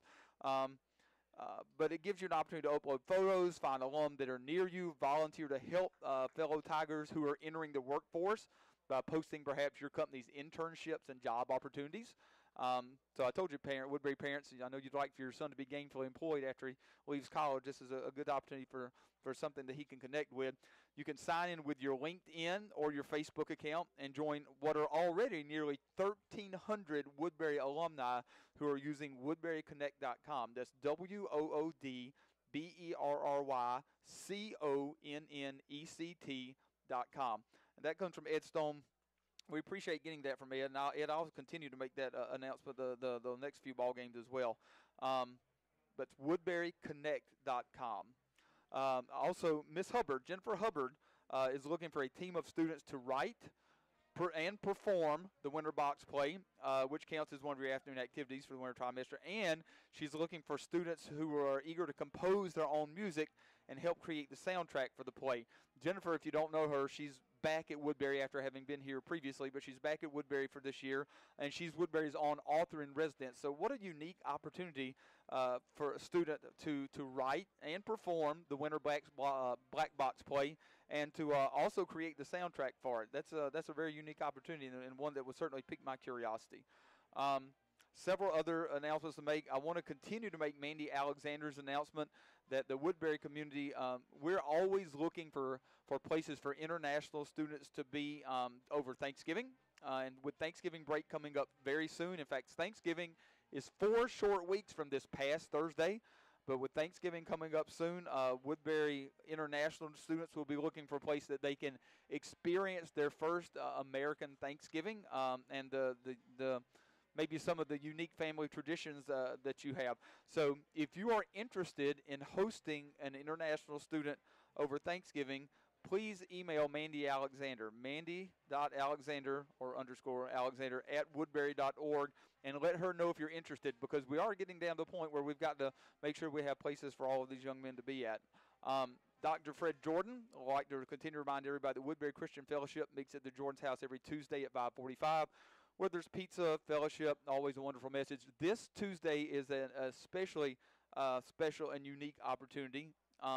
Tiger alum Lee Dudley, who is a long snapper at the University of Virginia, and 2 of his football teammates will be at the WCF meeting this Tuesday, and will give the message. And they're all active members of the UVA chapter of Athletes in Action. So I know that will be, first of all, it'd be a great opportunity to go and hear the message and to fellowship, but it's also a great opportunity to go see Lee, who's just recently graduated last year. He's class of 18, and a couple of his teammates. I know I'll try to make my way down there. Dr. Erb would like to remind all Woodbury community that the squash courts are open from 2 to 4 on Sunday afternoons. I'd like to remind the Woodbury community that I'll be down at the baseball field at noon on Sundays. I'll be down there from noon to about 1 probably tomorrow. And if it's raining, we'll be inside, but I don't think we're going to have to worry about that tomorrow. And then there'll be open court in Dick Gym most Sundays at 1 o'clock. Coach Dawson wants to remind you that. And I know tomorrow there's open mat in the wrestling room with Coach Budlong. That's at 12:30 tomorrow instead of 1. Couple other things to pass along to you about things going on at Woodbury and other Woodbury teams. As Taft mentioned to you earlier, varsity soccer is at St. Christopher's today in a big prep league game. Woodbury, if they were to defeat St. Chris, I believe that would create a 3-way tie for the first place in the prep league, because St. Christopher's has beaten Collegiate and Collegiate beat Woodbury, and so if Woodbury could beat St. Christopher's, I believe all those teams would have given each other a loss. The varsity team comes in at 9-5-2 on the year, 3 consecutive shutouts. The Veritas School, Blue Ridge School, and this Trinity Episcopal team last week by scores of 6-0, 4-0, and 3-0 respectively. And I believe this is their last action before the state playoffs begin. JV soccer lost to St. Christopher's yesterday by a count of 3-0. Bengal soccer yesterday had their best win of the season. Bengal soccer is 3-6, but they have back-to-back wins against Stab, Veritas School of Richmond, and yesterday defeating St. Christopher's 5-0 at home after a 4-3 loss to the Saints in Richmond earlier in the season. So that was really nice. In fact, they've managed to avenge a couple of losses they had earlier in the year. They beat St. Christopher's 5-0 yesterday, having lost to them earlier in the year. And the Veritas School that they defeated about a week ago, they had lost to 4-1 earlier in the season. So big props to Robert Kendall's Bengal soccer squad for their improvement on the year, and especially the last 3 wins and the big wins over St. Chris right there. Always nice to see that. A couple of notes from the Bengal soccer game yesterday. The first goal was scored by Pierce Kaiser, then 2 goals by Will Bartlett, the second one on a penalty kick. The fourth goal was by Miles High School. And then the final goal was by Matt Leverett, that was his first goal of the season. So congratulations to Matthew there. Bengal football is 2-1 on the year with a 14-13 win over Fork Union their last time out. In that game, the Bengal team trailed a much bigger, more physical bunch of Blue Devils, 13-6 late in the fourth quarter, when Matthew Wiley picked off a Fork Union pass, went 25 yards to the house to pull the Bengals within 1 point, 13-12. Head coach Paul Brzezinski elected to go for the win late in the game, and quarterback Nick Hawkins managed to punch it into the end zone for a 14-13 lead. After a couple of long runs by the Blue Devils pushed the ball inside the Tigers' 5-yard line, the Bengal defense stiffened and held on for the 14-13 to win. This coming Tuesday, the Bengal squad will travel to King George High School in King George, Virginia, for what is supposed to be their last football game of the season. That's a 6 o'clock kickoff. The JV football team is 1-3 on the season and will play against Fork Union at home next Friday, November the 2nd, at 4 o'clock. Then they'll conclude their season on the road a week later at EHS. The EHS varsity game is at home on Saturday, November the 10th, and the JV game will be the day before, Friday, November the 9th. Varsity football, as Taft said earlier, is coming off a big 40-30 win over a very talented Benedictine team. We are currently tied 6 apiece with Trinity Episcopal with about 3 minutes, maybe 5 minutes, probably closer to 5 minutes by the time they stretch, left going halftime. Next week, the varsity football team next Friday will travel to Fork Union for a 3:30 kickoff, and then, as we said earlier, the 118th consecutive playing of the game on Saturday, November the 10th at Woodbury Forest at 2 o'clock. Of course, the big bonfire the night before. Couple other things just to remind you of right here. Cross country will be competing in the Virginia Prep League Championships next Friday, November the 2nd, before competing in the Virginia State Championship that next Friday, which is November the 9th. We'll remind all Woodbury students and parents that Woodbury offers several trips abroad during the summer. There's CASA in Central America, Woodbury in Oxford, Woodbury on the Silk Road, Woodbury in the Galapagos Islands this year. The deadline for those applications is November the 1st, which is this Thursday if I'm not mistaken. So if that's something that you've been meaning to apply for, that needs to get in pretty quickly because your time's almost up on that. We'll also remind you that there are a couple of clubs that we've talked about every week where you can maybe learn some new skills or pick up a new hobby that you hadn't had before. Mr. Kendall invites you to go big or go home. Big being the bridge interest group at Woodbury. If you're interested in learning to play the game of bridge, then you should email Robert Kendall and get with him about when the Bridge Club will be meeting again. And also, William Shee would like to remind all the Woodbury students that Woodbury has a Rubik's Cube Club for interested students, and there's pretty good participation in that in a number of weeks. So we're tied currently 6 apiece. The clock says that we're about a minute left to go, but there'll be a 3-minute period put on there for stretching also. I watched DeKeith Carter at the half, and it looked like he had his top off, and I'm not sure that he's coming back on. But Taft may have some information on that. Yeah, so while you were updating with us with our school events going on, Coach Holmes, I went down and talked to some players on the team, including DeKeith. I got word from him that he has a tear in his shoulder, and he will not be returning in this game. So DeKeith Carter is out, as well as 2 other wide receivers, Peter Hutchinson and George Pettigrew, who did not even dress out today. So that's 3 receivers out for the Tigers. That's going to be a big hole to fill. But the Tigers have some guys. Staley Weidman, Reese Logan can play wide receiver.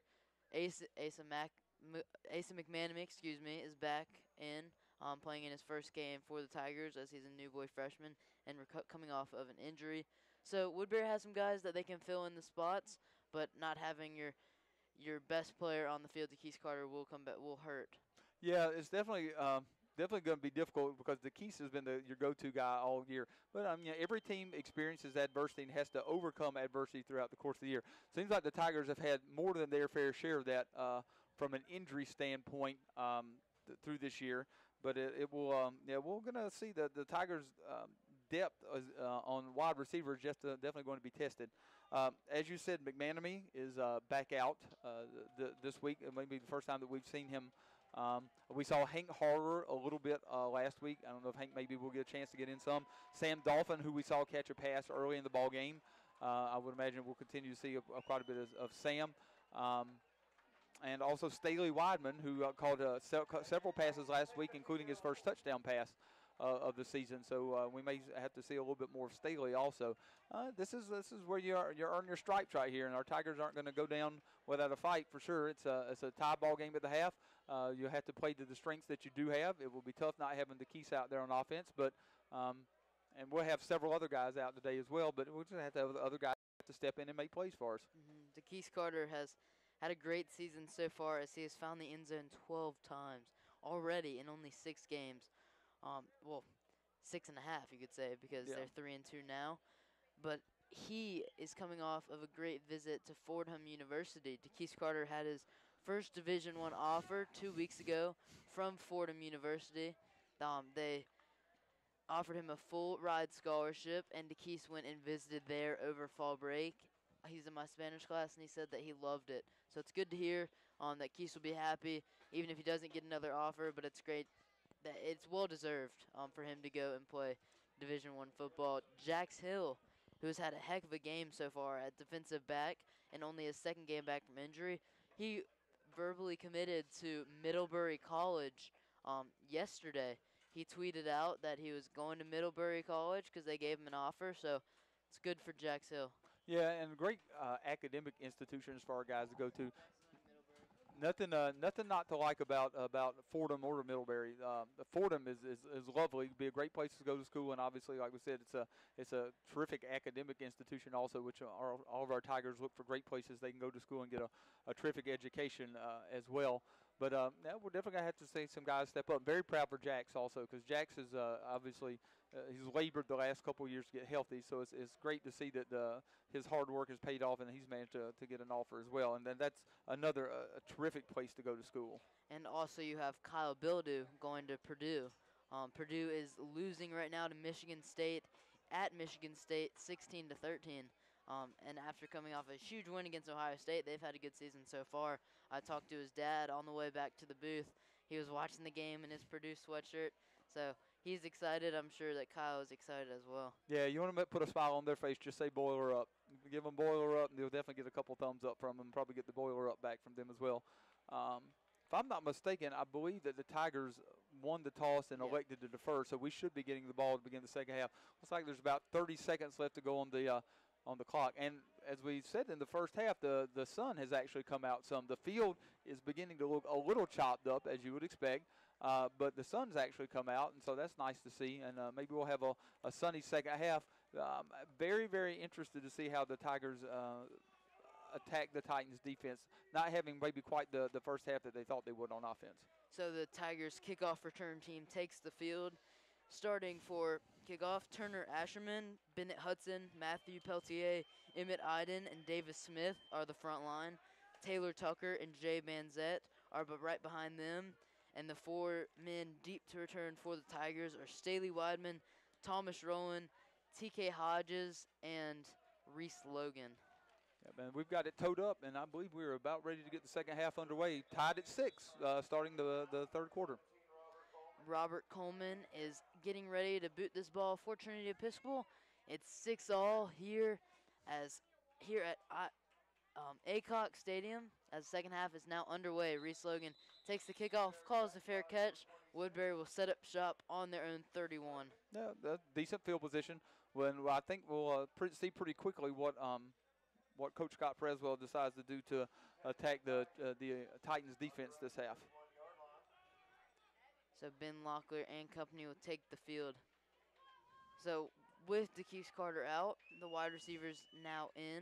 Staley Weidman, Sam Dauphin, Reese Logan is the running back. Also Kyle Bildew is in at tight end. Yeah, may have to look for Bill to do a little more this half. Locklear is under center in I formation. Ford Ashman and Reese Logan behind him. It's a handoff up the middle to Reese Logan, who gains nothing on the play. That will bring up second down. Yeah. Not much going for the inside run game so far for the Tigers. No, we pick up a little bit there, a yard or two, but you're right. We haven't seen very much running room up the middle today. Reese Logan has been able to cut outside on some counter plays, but besides that, not much going on the run. There has been some opportunities on the pass, as we've seen DeKeith Carter get open a few times in the first half. Splitting Billadou out wide to begin this half. Locklear takes the snap, looks to pass. He looks for Sam Dauphin, and it is batted down. Good coverage there by the Titans. Yeah, Titans dropped back in coverage there. It was 2nd and 8, and they dropped back into coverage and looked up Dauphin coming across the middle on a little about 5-yard in, but it's incomplete and going to bring up 3rd and 8 for the Tigers. 3rd and 8. This would be a huge stop by Trinity Episcopal if they're able to get the ball back early in the second half. Sam Dolphin, Staley Weidman, and Kyle Bildew lined up. And Burns Bissell. And Burns Bissell lined up on the far side of the field. Burns Bissell seeing his first game action of the day. Locklear takes a snap, looks to pass, and he finds Staley Weidman for a first down. He's brought down right in Titans territory around the 50-yard line. Well, Tass, we don't have any one person that's going to replace DeKeith Carter. I don't think most high school teams do, but we have Staley Weidman and Kyle Bildew that can step up, and Sam Dolphin for that matter as well. I think we're going to have to see those three guys step up if we're going to be able to move the ball and have some success this half. Yeah, well, Staley Weidman had 29 yards last week and his first touchdown as a varsity Tiger, and he's had even more yards this week as that's his third completion of the game. Ben Locklear in the shotgun, hands off to Reese Logan up the middle, gains about a yard on the play. Yeah, and Reese is struggling to keep his feet under him. He might have burst for 2 or 3 yards there. As it is, he's going to be lucky to pick up about a yard. And he's really struggling to keep his feet under him on grass. Yeah. You know, a lot of youngsters just really don't grow up playing on grass much anymore. Almost everybody plays on turf at some point. Well, if it was a little colder, I would say that he's in his natural habitat because he's coming from Chicago, Illinois, a new boy fifth former. Well, that may be more of the frozen turf, though. That may be a little bit different. Ben Locklear in the shotgun. He drops back to pass, looks for Sam Dolphin. It's almost intercepted, but that will be an incompletion and be third and 9. Yeah, that was Dre Bailey who was in the middle of the field to pick off a pass and go to the house with that for the lone Trinity touchdown of the first half. In the first half, there he broke on that route by Sam Dolphin and undercut the route, but the pass was low enough that he wasn't able to catch it either. So that's going to bring up 3rd and about 9 for the Tigers. And Coach Holmes, now is the time where you look for your 6'5", 240-pound tight end, Kyle Bildew. Yeah, I would not be surprised for them to look him up here. Locklear takes the snap, looks to pass. He goes to Bildew on the near side of the field, and he's unable to come down with it. Passes a little bit out of his reach. No, it was not a bad pass, though. He threw it where it was between Bildew and the sideline. Only Bildew was going to be able to catch it. You've got decent field position. You've got the ball just across the 50-yard line. It's one of those things where, yeah, you don't want to turn the ball over there. If you punt it and you give the Titans a bad field position, and hopefully you get a strong defensive stand like you did earlier in the first half, then you'll be okay with that. So it is 6-all. With 10 minutes to go in the third quarter. Thomas Rowland is the new punter with the injury of Keith Carter. Another great punt by Thomas. It's fielded at the 15-yard line, and he's brought down right away by Matthew Peltier. Yeah, he was spun around by a couple of Tigers who were down there earlier, but he's pretty shifty. But as soon as he turned back around, you're right, Peltier was right there in his face to put him down. It's going to give the Titans the ball at I can't tell exactly. It's going to be somewhere around their own 15-yard line. It's going to be about a 34, 35-yard punt for Rowland, which is fine. A little end-over-end punt, but certainly got the job done. Now's the time where I have to give Matthew Peltier my nickname that he loves me to call him, the Canadian Lumberjack. He's from Quebec, Canada, and he hits hard. Canadian Lumberjack is a perfect nickname. I don't know if it was self-given or if that's what they called him back in Canada, but either way, it's a rockin' nickname. No, it's still a great nickname. I agree with you. Great nickname. First down for Trinity Episcopal. Taylor Edgers in the shotgun. Receiver comes in motion to the long side of the field. Handoff up the middle to Jalen Smith. He spins around and is tackled right away by Gianni Woodson Brooks and Jay Banzette. Just want to remind you, we want to, if you get a chance to drop us a line and kind of let us know what's going, I'll give you that email address again in just a second. It looks like Trinity's trying to go fast. Yeah, Taylor Edgers hurries up to the line. It looks like the tempo is a little more upbeat now on 2nd and 9. Yeah, getting the play call from the sideline again. Ace formation for Trinity Episcopal. 2 receivers to both sides. Edgers drops back to pass. He looks downfield to his receiver, and it is incomplete across the middle of the field. Jay Banzette on the coverage. Yeah, looking up his wide receiver down there, but yeah, Jay Banzette there on the coverage. I believe Taylor Tucker also. So that's WFSPN@woodberry.org. WFSPN@woodberry.org. If you're listening in, give us a shout. We'll give you a shout out, and we'd love to know where you're listening from. Going to bring up 3rd and about 9 from the Titans at about their own 15 or 16-yard line. Taylor Edgers is in the shotgun. Ace formation again. He looks to his sideline to get the play call. This would be a huge stop for Woodbury's defense as it would set up good field position for Ben Locklear and company. Edgers in the shotgun, takes a snap. He drops back to pass.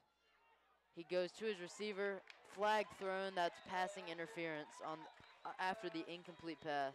Yeah, we're going to get a pass interference call there. It's I believe that might have been Bennett Hudson on the coverage. I'm not exactly sure. Bennett actually getting his hand out of the dirt this game with only 3 defensive linemen in. Bennett's getting an opportunity to play a little more linebacker today, but I think that's going to spot the first down for the Titans right there. Yeah, so after the penalty, that will give the Titans a first down.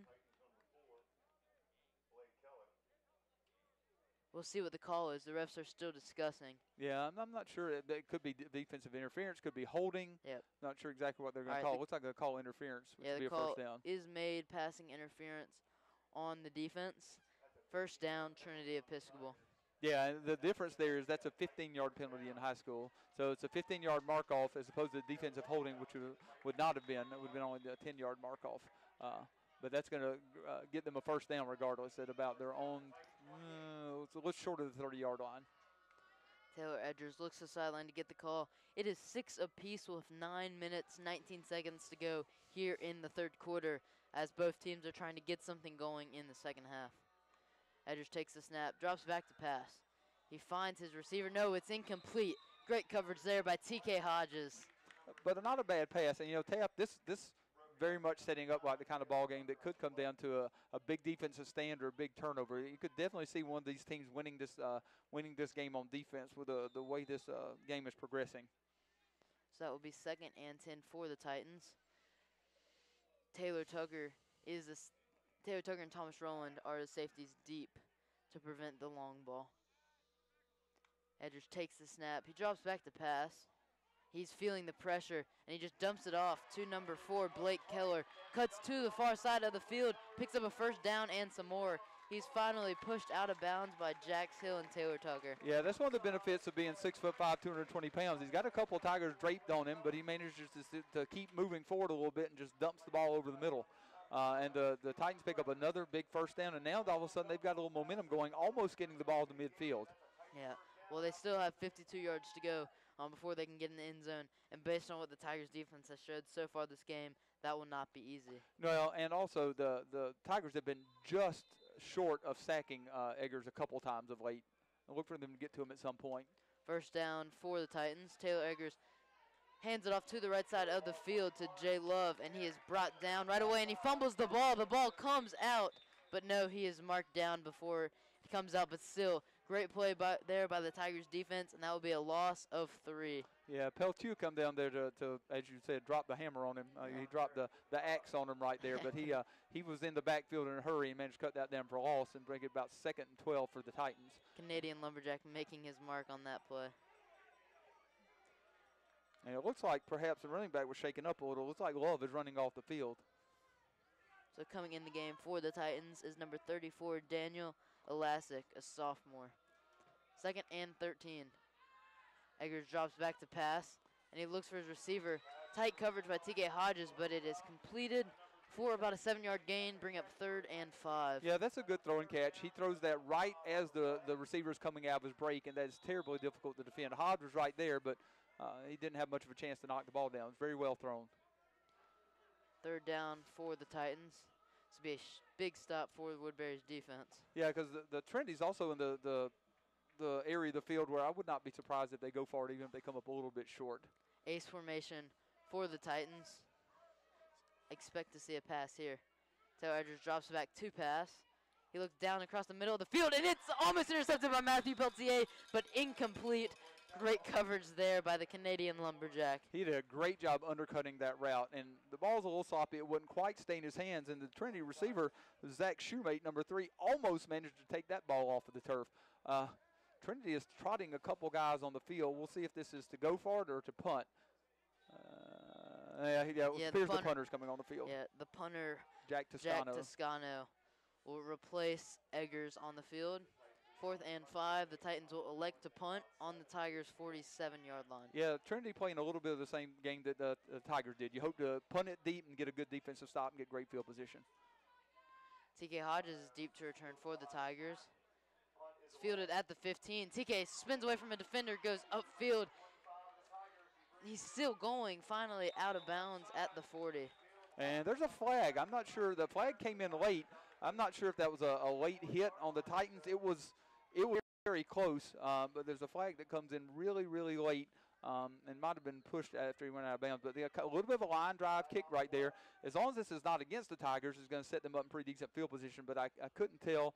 Looks like personal foul. Yeah, it's going to be a personal foul on Trinity. So that will give the Tigers an additional 15 yards to the big punt return by TK Hodges. The Tigers will set up shop in Trinity Episcopal territory. Yeah, and not exactly what you want from Trinity. You get a line drive kick, you get a decent return, and all of a sudden Woodbury's going to take the ball at the 44. Taft, looks like we got your dad listening in. Michael from Pinehurst. From Pinehurst, that's always good. First down for Woodbury on the 44. Locklear under center. He has Reese Logan behind him and Ford Asherman. Flag thrown before the play. Looks like it's going to be illegal procedure. I'm pretty sure that's offside against Trinity again. Oh, okay, so Ford Asherman came in motion to the near side of the field, but number 14 on Trinity Episcopal, Elijah Rayner, jumped before the ball was snapped. That will make it 1st and 5. Yeah, the Tigers will take every inch that they can get right now.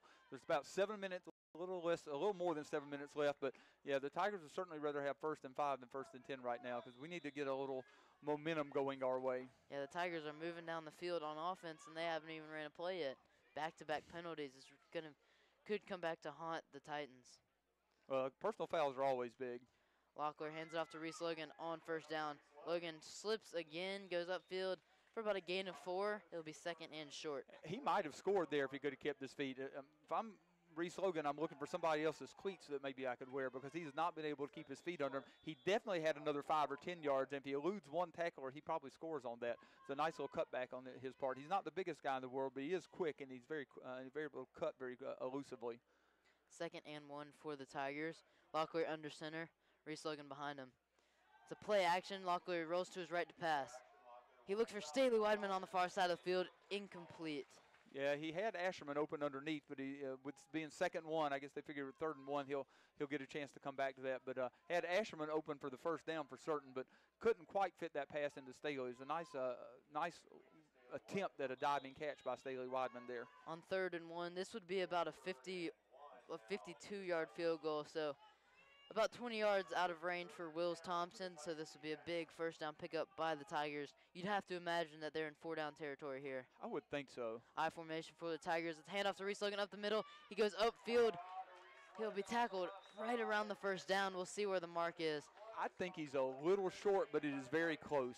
If he's short, it is certainly close enough that you could go for it. And last week we saw in this situation they let Locklear sneak, and he wasn't able to quite make it.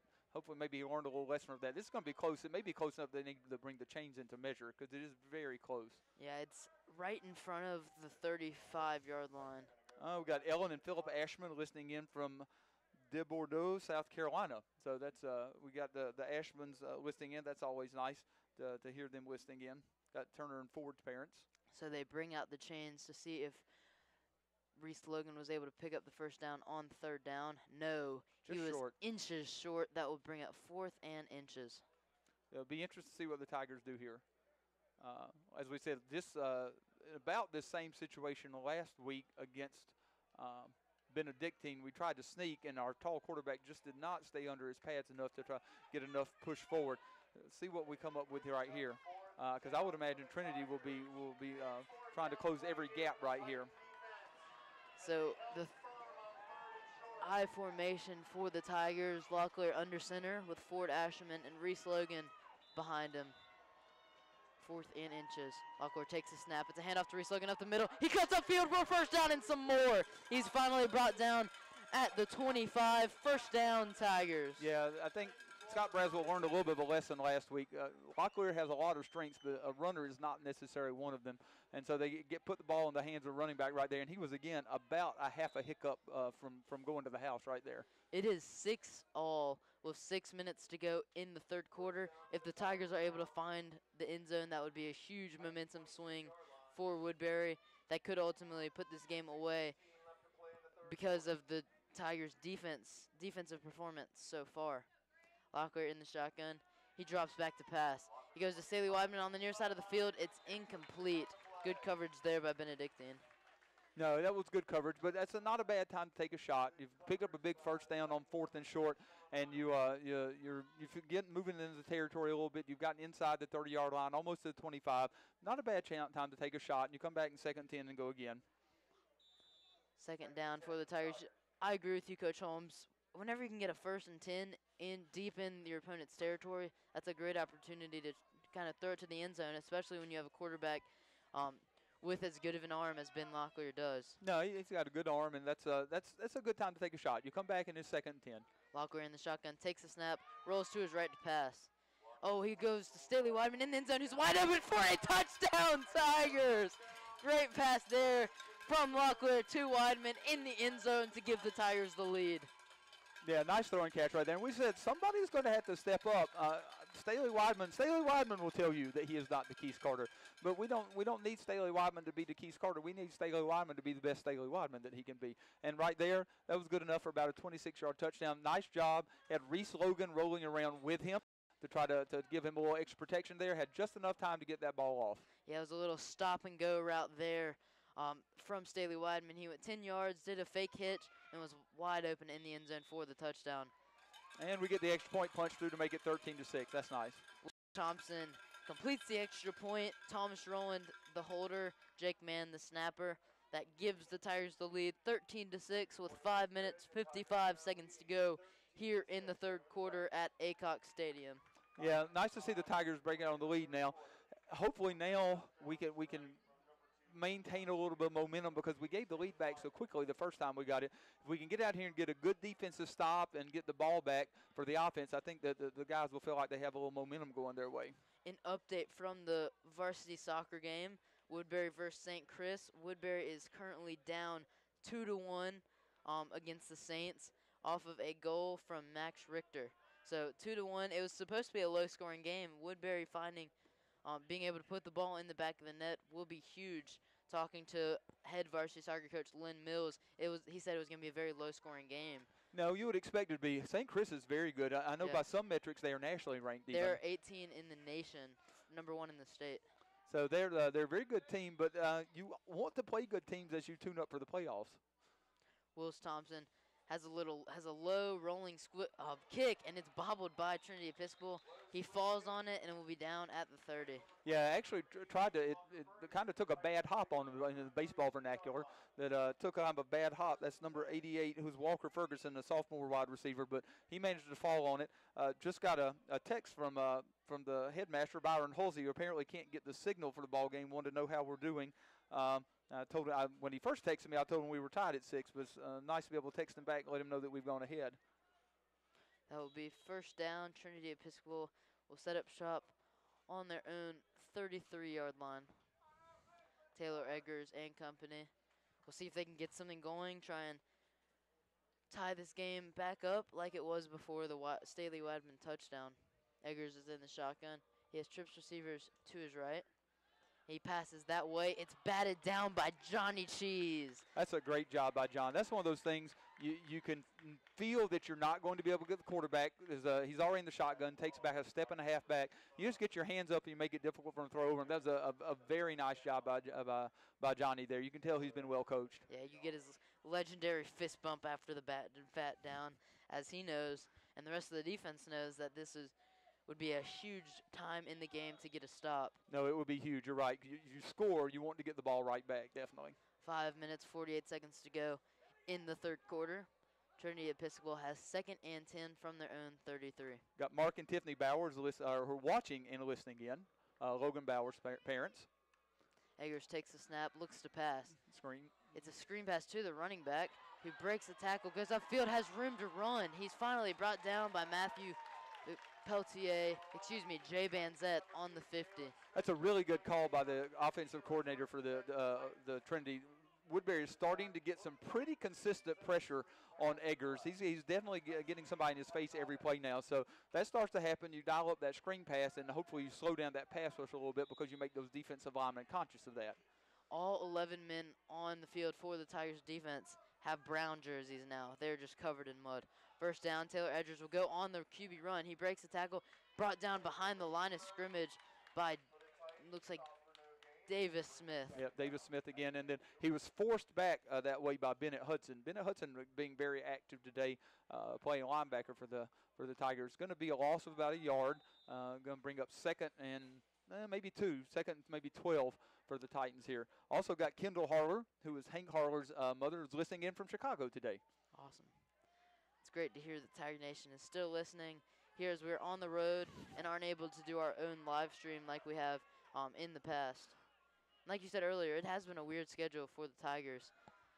Taylor Edwards drops back to pass. He'll take it himself. He breaks a tackle. It's brought down hard by Gianni Woodson-Brooks, just shy of the first down. I'll bring up third down.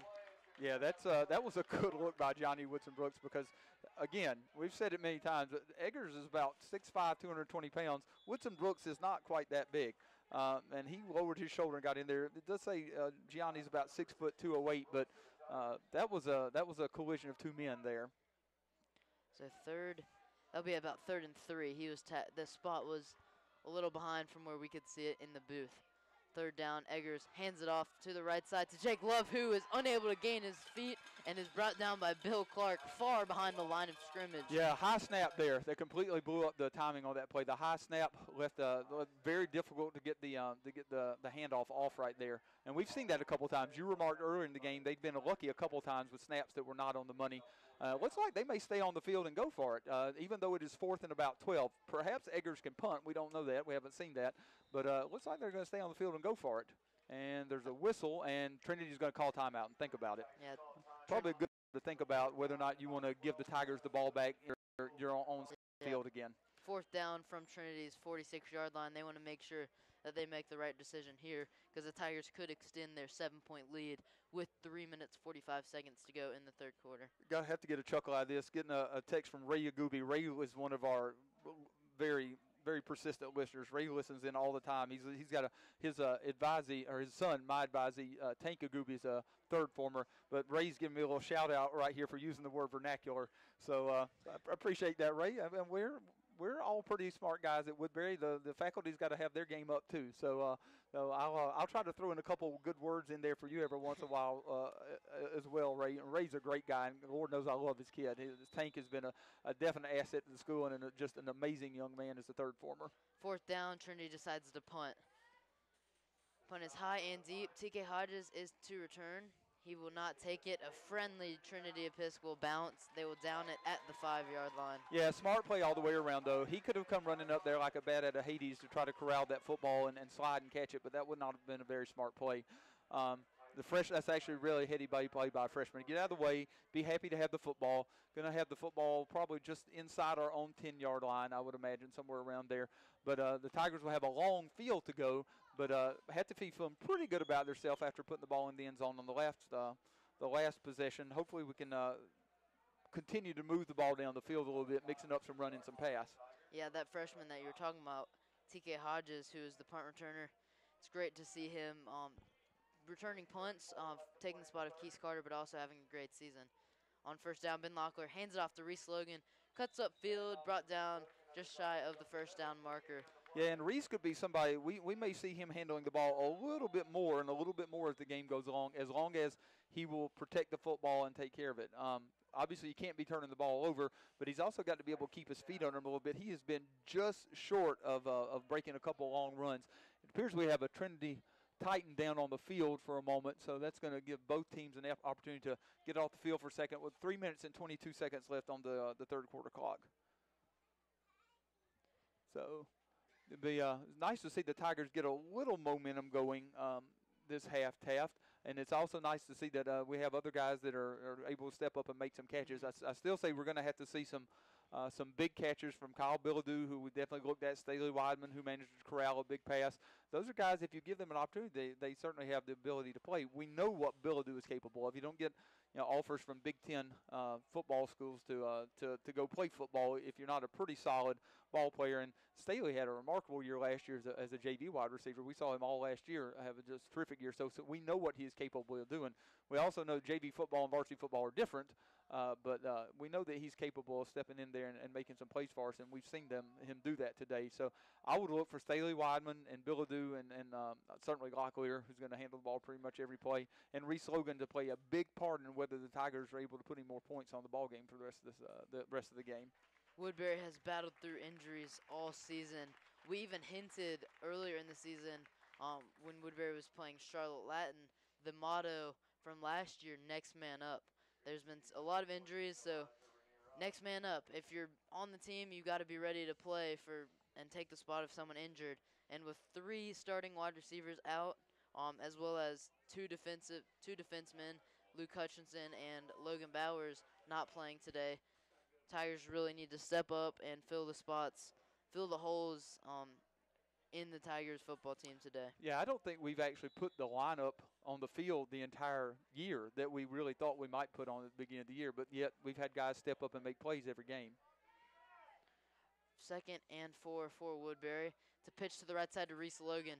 Reese cuts upfield for a short gain. Oh, and there's a flag. Not sure exactly who that's on. That may be on. I think that one may be on Woodbury. But there's a flag that comes in late. But I kind of like the toss sweep to Reese because it manages to get him outside the tackle box and gives him an opportunity to use his athleticism and speed. Oh, no, personal foul's on Trinity, so that's going to be a big first down. The way the Tigers were hanging their heads, I was afraid that one was on us because I didn't actually see what the altercation, but apparently we just did a very good job in not retaliating.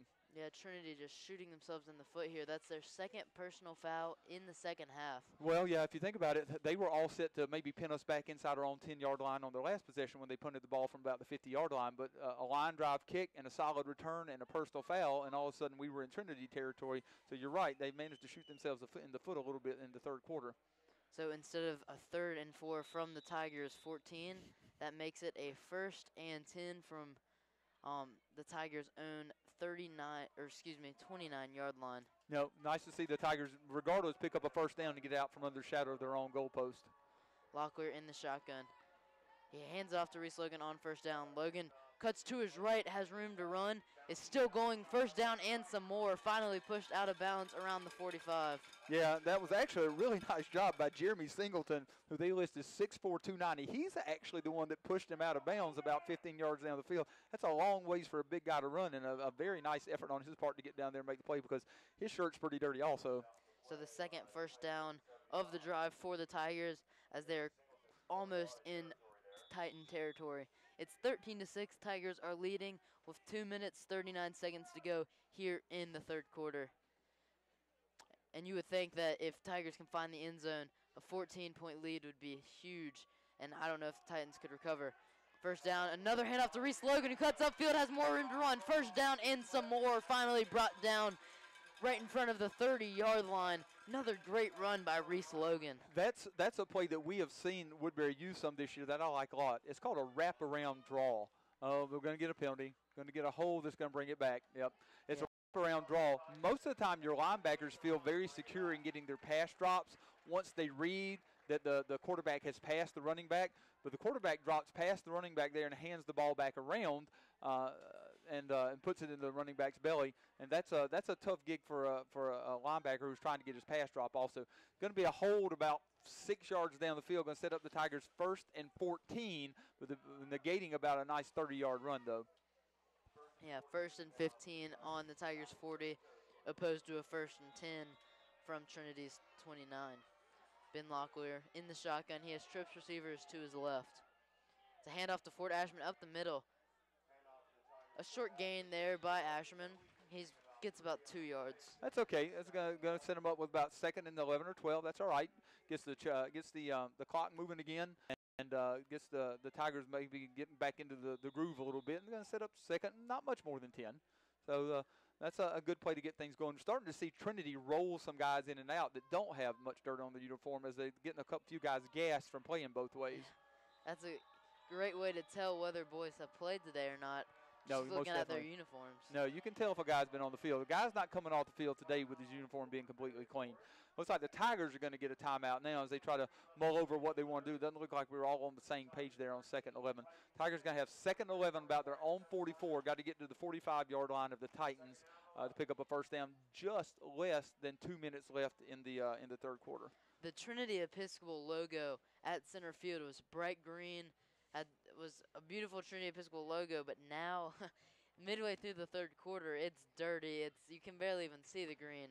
It's been a hard-fought battle from both sides, and it's pretty much taken over this field. No, it has. And as we talked about earlier in the game, you can see where the pockets of play have been for the most part, because those parts of the field get chewed up pretty good. And certainly they have places on their field that are getting chewed up. But it's, the field has actually held up a little better than I thought it would. There's not much water on the field. There's no water on the field. It's just a little moist when the game started. But now it's sunny, and I think starting to dry out pretty well.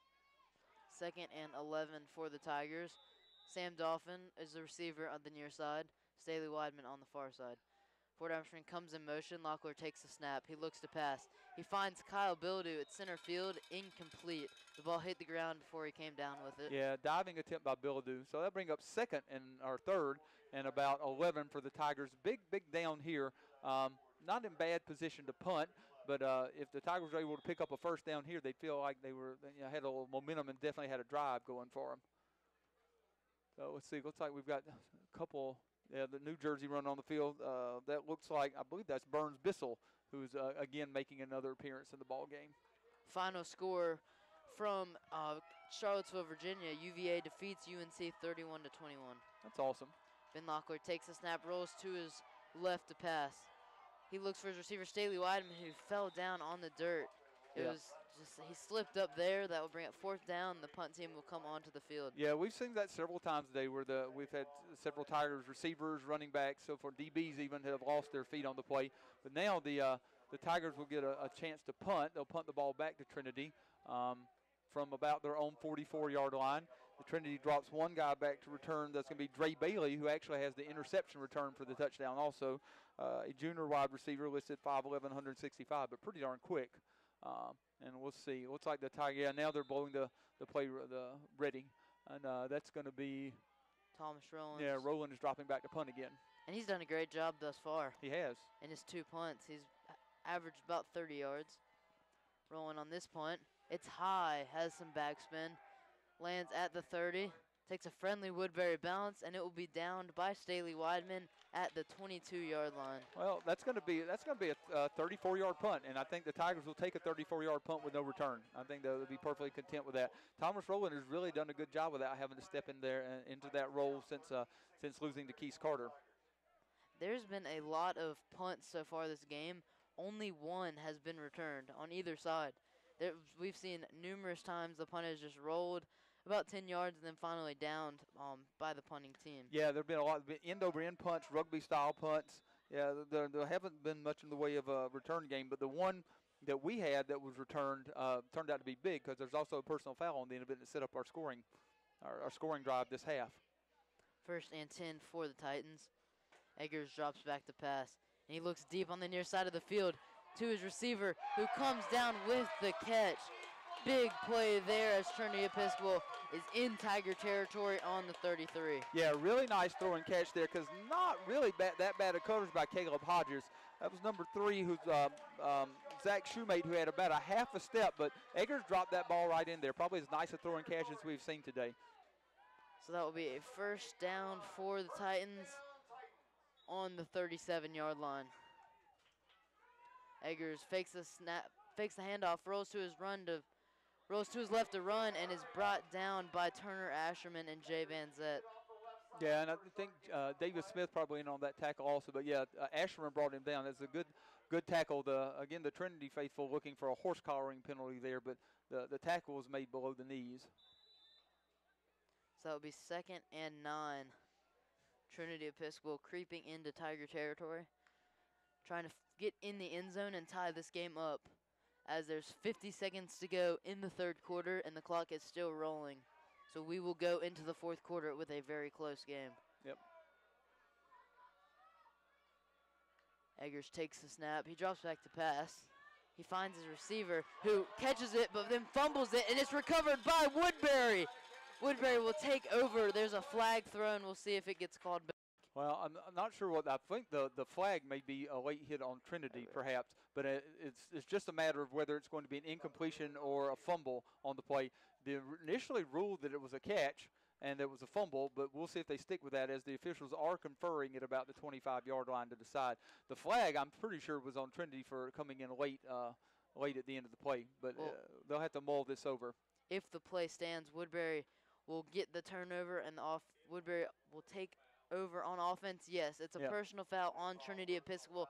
So not only is it a fumble recovery by Woodbury, they'll also get 15 yards to start on offense as Woodbury, Ben Locklear and company will take over it will be about 40 yards once the penalty is assessed. Yeah, that's a huge play. We talked about their turnovers would probably make a difference in the ballgame at some point because Trinity has as nice a play as they have had all day, the long throw and catch to Shoemate from Eggers to Shoemate there. And then on the very next play, a nice completion. They'll have a little bit of a catch and run, probably going to pick up another first down, but get a turnover, and on top of that, a 15-yard penalty. The Titans' third 15-yard penalty of the second half. Ben Locklear is in the shotgun. He has Kyle Bildew and Sam Dolphin to his left. He hands it off to Reese Logan up the middle, who has room to run again. He gets the first down, is tackled in Titans territory at the 47. Yeah, nice tackle there by sophomore defensive back Sean Riley. Getting a shout out from Pam Dolphin, Sam Dolphin's mother, who's watching and listening in from Willingboro, New Jersey. Maybe the first time we've heard from her, so it's nice to hear from people we haven't heard from before. So halftime score for the varsity soccer game, Woodbury is down 2-1. So not a bad start for the varsity soccer guys. Yeah, I'm not sure we'll run another play this quarter. I think we can let it run down. But I'm with you. Yeah, if you're within striking distance at St. Chris on the road, a big prep league game right there, I think that Coach Lynn Mills will probably be okay with that. We'll see what they can come up with a half. Got to figure out a way to score one more than they do in the second half. So that will bring us the end of the third quarter. 13-6, Woodbury Forest leads with the ball as they will have 1st and 10 from Trinity Episcopal's 46-yard line. As have the Tigers. The Tigers' defense, knock on wood, has been remarkable to this point. Had a couple of really nice completions, which you know that's going to happen. A stable of very capable receivers as well. But it's been a hard-fought ball game. The Tigers have managed to put one more score on the ball game than the Titans have, and I'm sure they'll tell you at the end of the ball game if that's the case, they'll be happy with that. But right now, we've managed to move the ball into Titans territory. Going to be the first down on about the Titans' 47-yard line. It looks where they're going to spot it out. And it looks like we've started to run Reese Logan a little bit more. He's having a pretty solid second half here. If he can keep his feet, I think he's got the potential maybe to punch one in for us. He's been just about a half a step from having a couple of long touchdown runs. Yeah, Reese Logan wasn't finding much success to start the game, just running it up the middle. He was getting about 1 or 2 yards each time, but he has been able to find holes, and he's been able to exploit them so far as he's had some huge runs in the second half. Well, you know, people don't always realize you make those runs up the middle and you run side to side some, not necessarily intending to get a whole lot of that early in the ball game, but you hope as the ball game progresses, those 2-yard runs will turn into 4-yard runs. And 3-4-yard runs, and that's a first down. And you get the defense running from side to side and tire them out also. The fourth quarter is underway as Locklear hands it off to Logan up the middle, who gains about a yard on the play. Yeah, nice tackle there by number 54, Sam Singleton, who's another freshman. But that's a big young man for a freshman. He's a 6'5", 260-pound guy, defensive lineman. I am recognizing that Trinity, they've got some pretty good young ball players out there today, and some of them playing both sides of the ball. Yeah, Trinity Episcopal has a great team this year, especially compared to what we've seen in the past.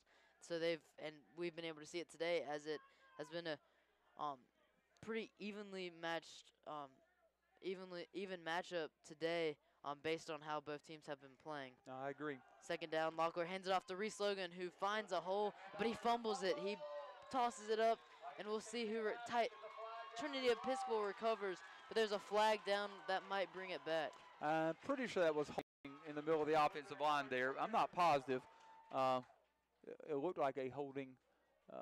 We shall see. We will let the officials make their call.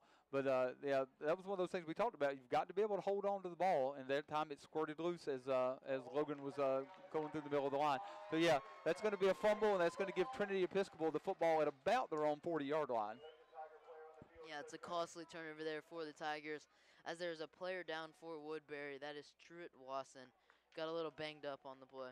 Yeah, one of our offensive linemen down on the play. I would imagine that Jane and Wally are probably listening in. I'm not sure. They may be here. I haven't been able to scan the crowd and see if they're here or not. They very well could be here. Truett's been one of the stalwarts of the offensive line this year. He's done a great job as a senior, being a captain for a few games. He's done a great job leading the offensive line. Who's done a great job this game and who's fought hard all season, starting on the offensive line today, is Graham Godwin, Emmett Iden, Oz Servione, Aussie Joseph, and Truett Wasson.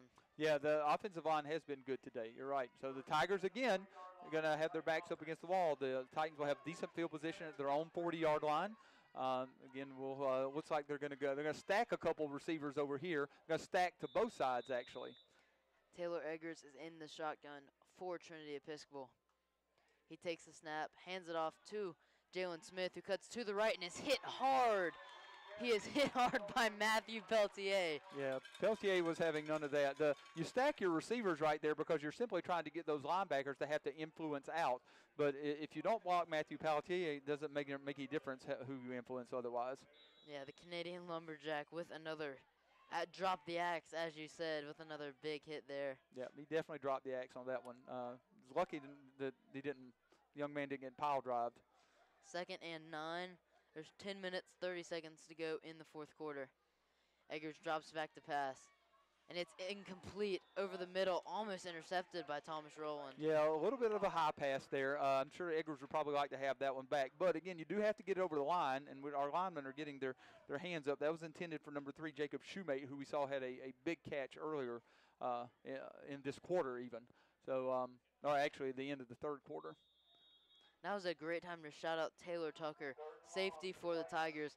He is the captain, and he has just been a great leader for the Tigers defense, kind of just helping out the young DBs on Woodbury like Johnny Woodson-Brooks and TK Hodges. Matthew Peltier has also done a great job being a leader for the team. Yeah, Taylor Tucker is a terrific young man and had a really good year at safety. Screen underneath. Screen by Taylor Eggers, finds his receiver, but he is dropped down right away by Matthew Peltier. Again, the Canadian Lumberjack with the hit. Yeah, Peltier has been all over the field today. He sniffed that one out in a hurry. It's going to be a slight loss on the play, and I believe, I'm not mistaken, that's going to be Toscano coming on the field to punt. Yeah, so the punt team comes on the field for Trinity Episcopal. That's a very quick 3-and-out for the Titans. Another great job by Woodbury's defense, who hasn't allowed a score from Trinity Episcopal so far in this game.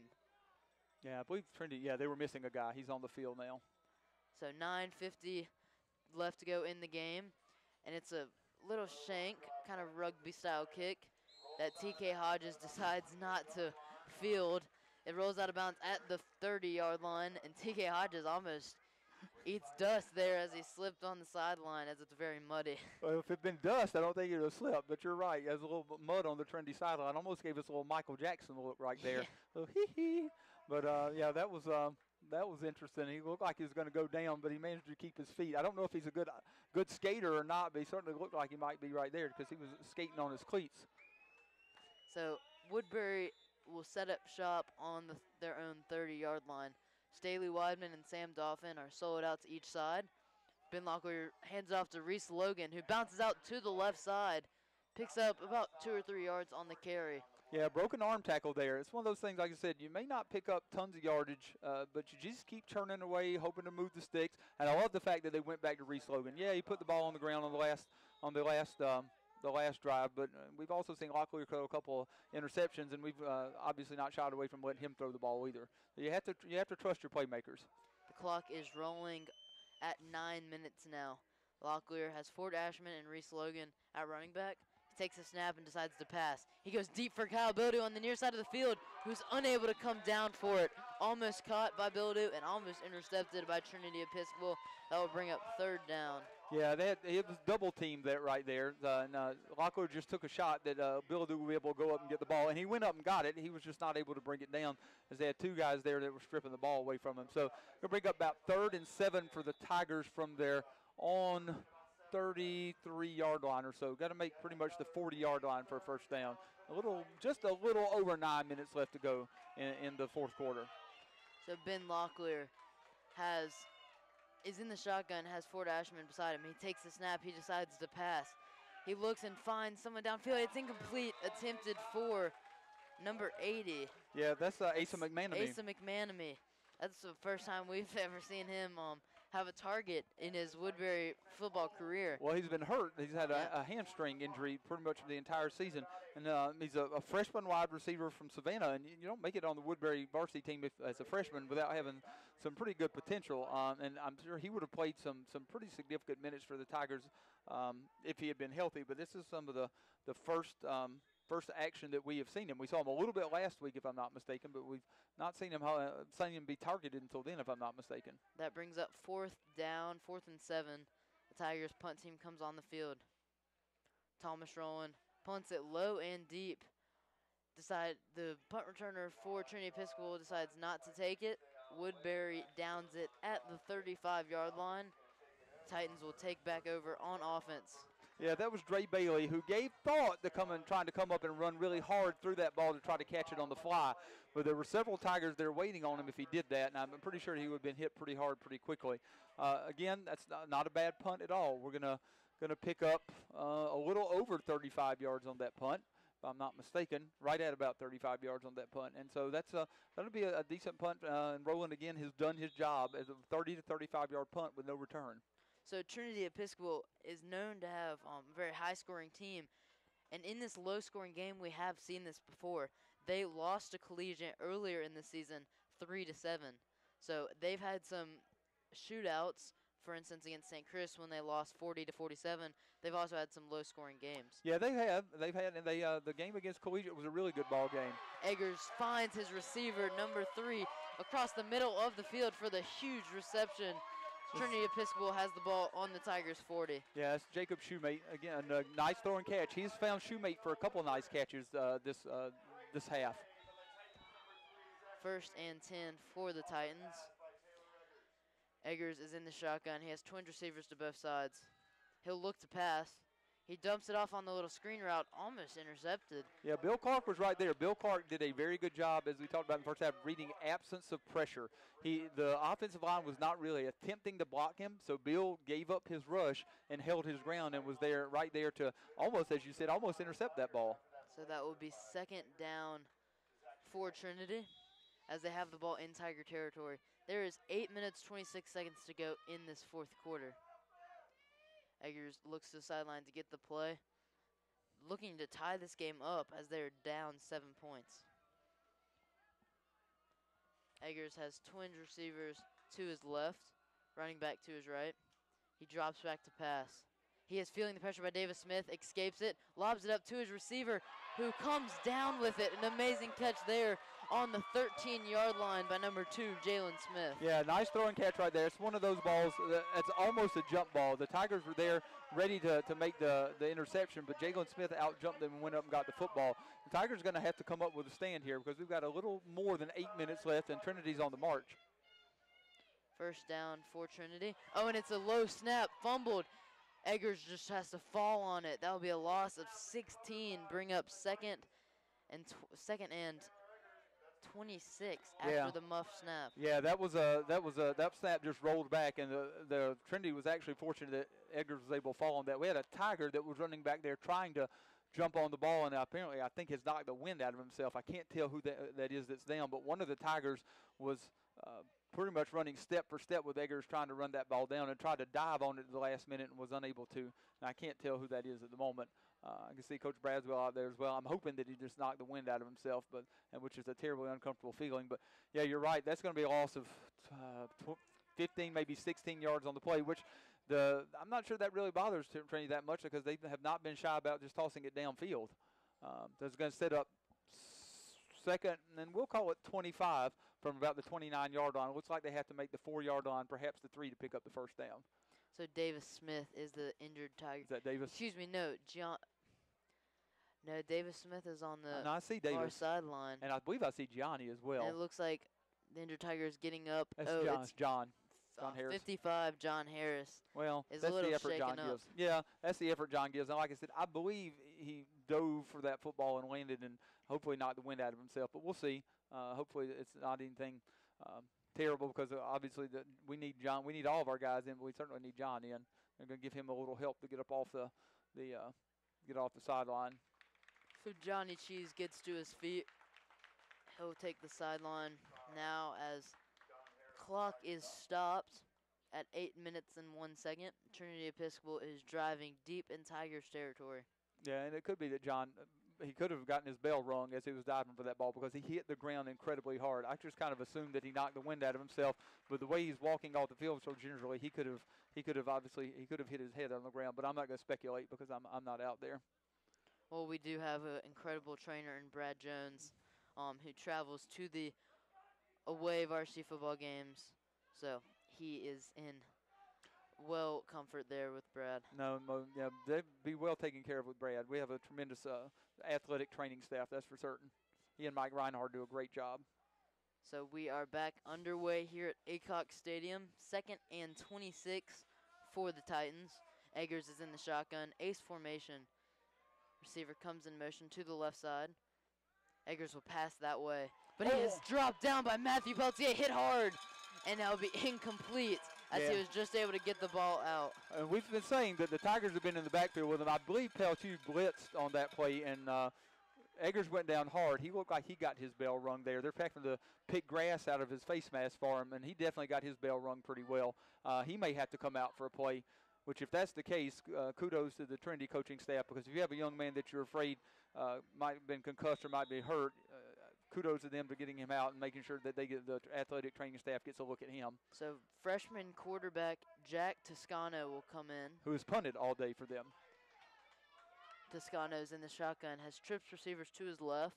Yeah, tough situation to come in third and 25. But we'll see what Trinity dials up here. Like I said, they have not been shy about throwing it deep.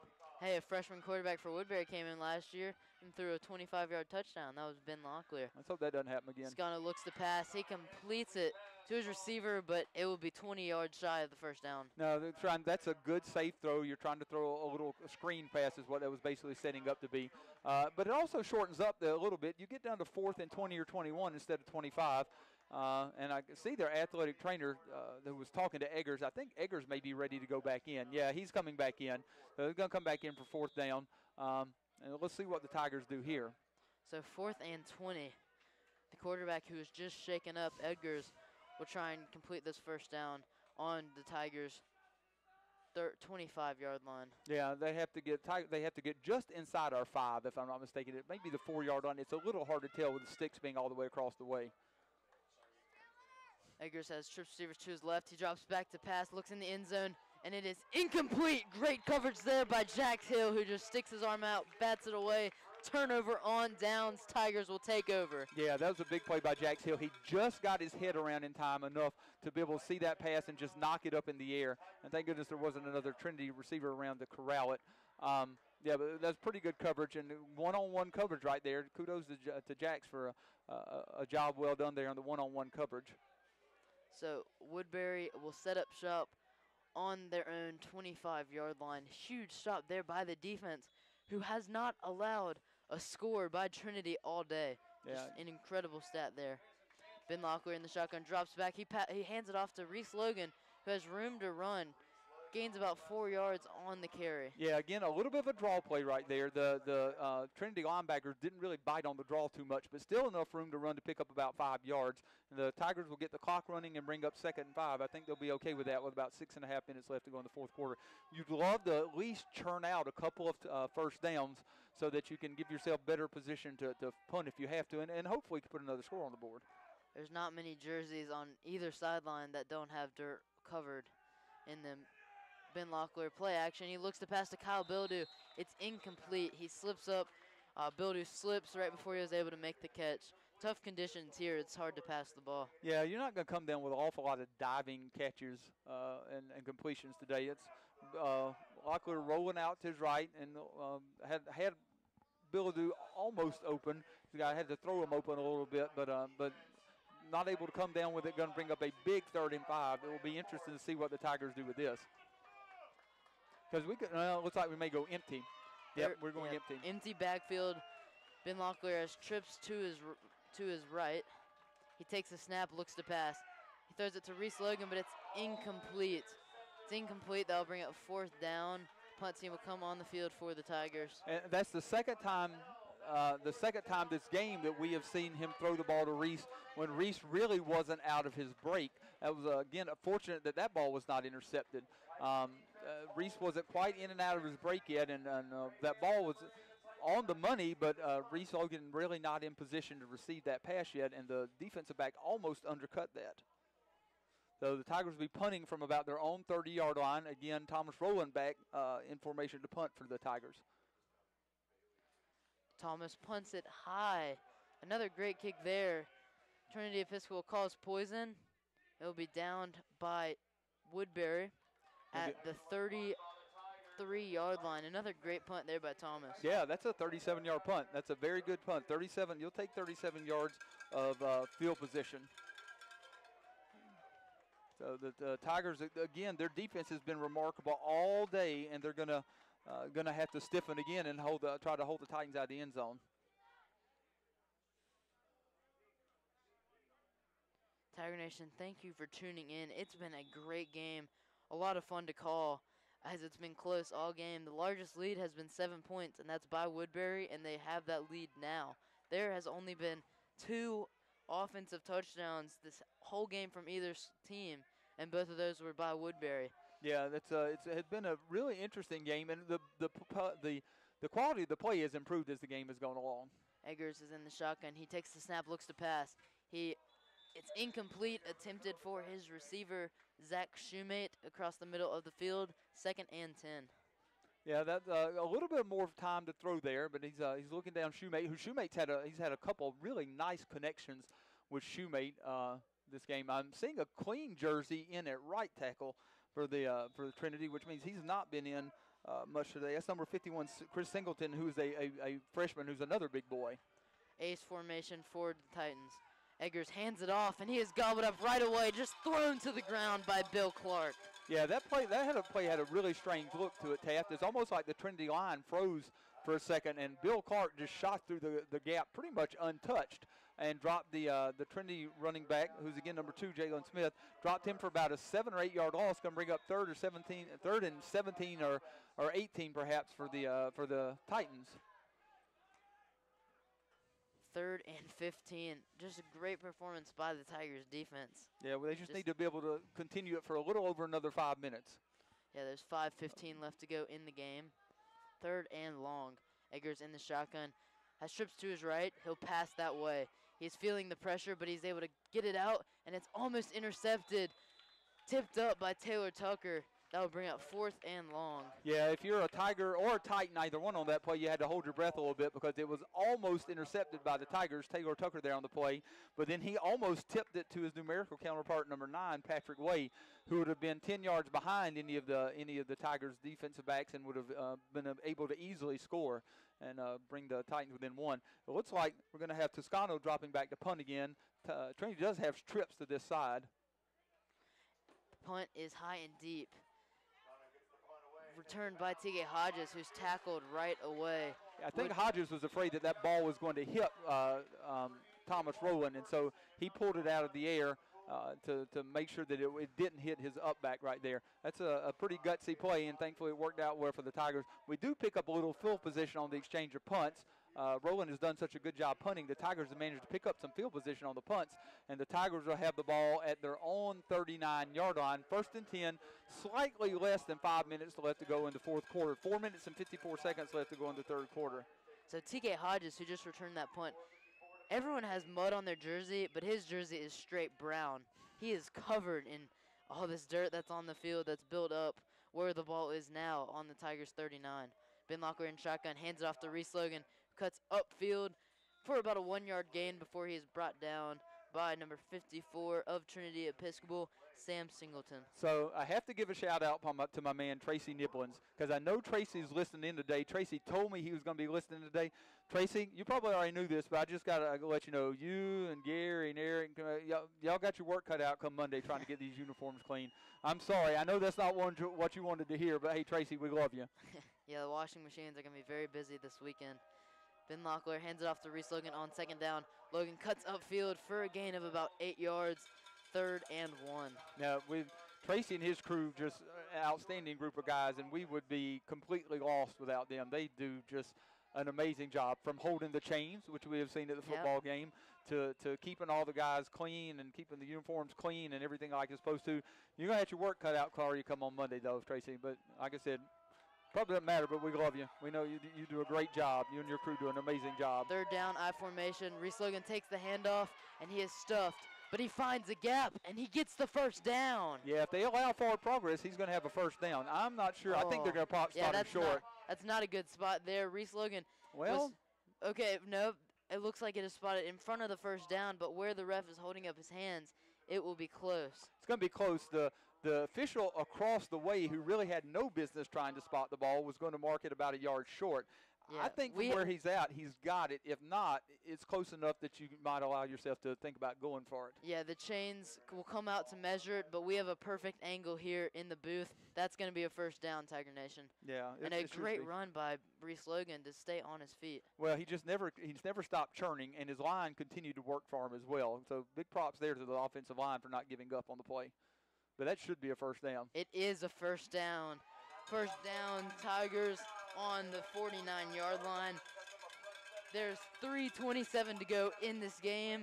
Woodbury's moving the ball, and if they can keep moving it, this game will be over as the Tigers are up 7. Well, I'm sure Trinity is going to start loading the box a little bit, trying to take the run away, because you'd like to force the Tigers to pass, because incompletions, first of all, we've shown a tendency to throw it to the other team occasionally, but also incompletions stop the clock. I would look for them to stuff the box a little bit, but that can also sometimes create creases for your running back to pick up some bigger gains. So double halfback formation for the Tigers. It's handoff to Reese Logan up the middle, who has room to run. He breaks a tackle, gets the first down, and is finally brought down on the Titans 35. Yeah, it's almost counterintuitive, but if you start stuffing the box there and they're bringing more guys in the box closer to the line of scrimmage, if you break past that initial line, then you don't have as many people behind you, and therefore not really somebody to tackle you. It's not exactly feast or famine, but it can be. You're giving Reese Logan an opportunity to lose some yards, but you also give him an opportunity to pick up some big gains as well. Yeah, if Reese Logan keeps picking up these first downs, he could put this game away for Woodbury. And I imagine he's got to be close to his first 100-yard effort of the season. Yeah, I would not be surprised. Reese Logan on the handoff again. 8-yard gain, 2nd and 2. Another great run by Logan. And I love Emmett Iden downfield continuing to block for him. Emmett Iden was probably about 15 yards down, and he's continuing to block on the safety right there. So they're all working for each other right now. You gotta love that. And with the run, the clock is rolling under 2 minutes, 15 seconds now. And the Tigers, with 2 more first downs, would put this game away and be able to go in victory formation. Yep. Trinity has, I believe, maybe 2 timeouts left. So I would think maybe we'll see if they get a stop here. They may go for one. They would certainly call one after this if they get a stop, I would imagine. 150 and running. Fort Asherman on the carry. Picks up a first down. The pile is being pushed, and Woodbury has a first down on Trinity's 20-yard line. Yeah, and Josh O'Doom leading part of the push there. Josh O'Doom in at the blocking back since Asherman was in to run the ball right there. So nice job by Josh O'Doom leading that. Looks like he's coming off the field as Reese Logan, they just got him a brief little break to get him out. I would imagine Reese has definitely got to be at 100 yards, or really got to be very close to it, I would imagine. He's had a very good second half. This has been a great drive for Woodbury, and there hasn't been much to it. It's just been runs up the middle, runs up the middle, runs up the middle to either Reese Logan or Fort Asherman. No, and I would expect the Tigers to continue with that plan. I formation now for Woodbury, 1st and 10. Reese Logan gets it on the left side. He's brought down for a short gain, but the clock will continue to roll now at 1 minute, 19 seconds. Yeah, as it looks like Trinity Episcopal will call their 2nd timeout of the half. Well, Reese Logan would like to continue to pick up some chunks of yardage, but Reese Logan's biggest job right now is just to hold on to the football. Put it on the ground once earlier in this quarter, but if he'll continue to hold on to the football, we'll give ourselves a chance to run almost the rest of the time off, if not all of it. So that'll be key to the Tigers' efforts to win the ball game.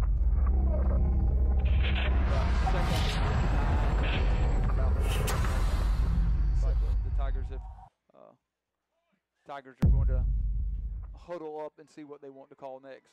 With 1 minute, 19 seconds to go in the half, if the Tigers can pick up a first down here, the game will be over. Trinity Episcopal has 1 timeout left, and if they decide to use it after this play, then this game could be out of reach for the Titans, down by 7. Yeah, the Titans are going to have to come up with a big stop. They're just going to have to put 8 or 9 guys in the box and just let the rest of it go as it does. And this long drive has also given the defense some time to rest if they were to go back on the field. Second down, I formation for Woodbury. Ben Locklear hands it off to Reese Logan up the middle, who just falls down. But there's nothing wrong with that. The clock continues to roll. And a flag comes in as well. And a flag comes in. If that's against Trinity Episcopal, that could be crucial and even put the game away. Yeah, I'm not sure exactly what that is. I can see one of the Trinity coaches is really upset and irate.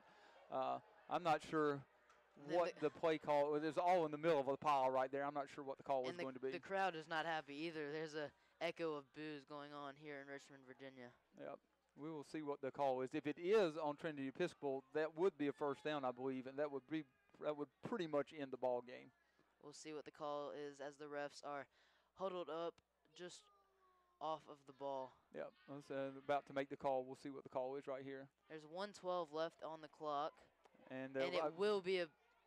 Let's see what the call. Personal foul. Personal foul on Trinity Episcopal, and that is your ball game, as that will give the Tigers a first down. And the Tigers can get in victory formation now. Well, the Gooby, who's been watching in, he says he saw the personal foul. Apparently the camera picked it up. You and I couldn't really see it in the pile. We're not going to call anybody's number or anything. But Ray says that he saw that, and it said it was pretty obvious. So, but that will be Trinity's 4th personal foul of the second half. Yeah, and that's been crucial. That has been a crucial part of the ball game because that's 60 yards. Actually 55 because they only marked off about 10 there. But when you start giving up, you give up 4 15-yard penalties, that's a tough road to come back from. Now, I believe the Tigers are going to go into victory formation now. Yep, Ben Locklear gets ready to knee the ball, and he does. Yep. But Trinity Episcopal has not given up. They're still hitting the O-line hard. I mean, no one wants to lose on their senior night, especially when this is the last home game for some of these players in their high school career. Yeah, and Trinity, to their credit, this is the best effort I have seen Trinity put forth against the Woodbury Forest team. Generally, it's on a running clock by the time the second half begins, and that's not been the case today. Trinity's played fast, they played physically, and they've got a good quarterback and a good stable of receivers. Ben Locklear knees the ball once more. Clock is rolling, under 10 seconds now. Tiger Nation, that is your ball game. Woodbury 13, Trinity Episcopal 6.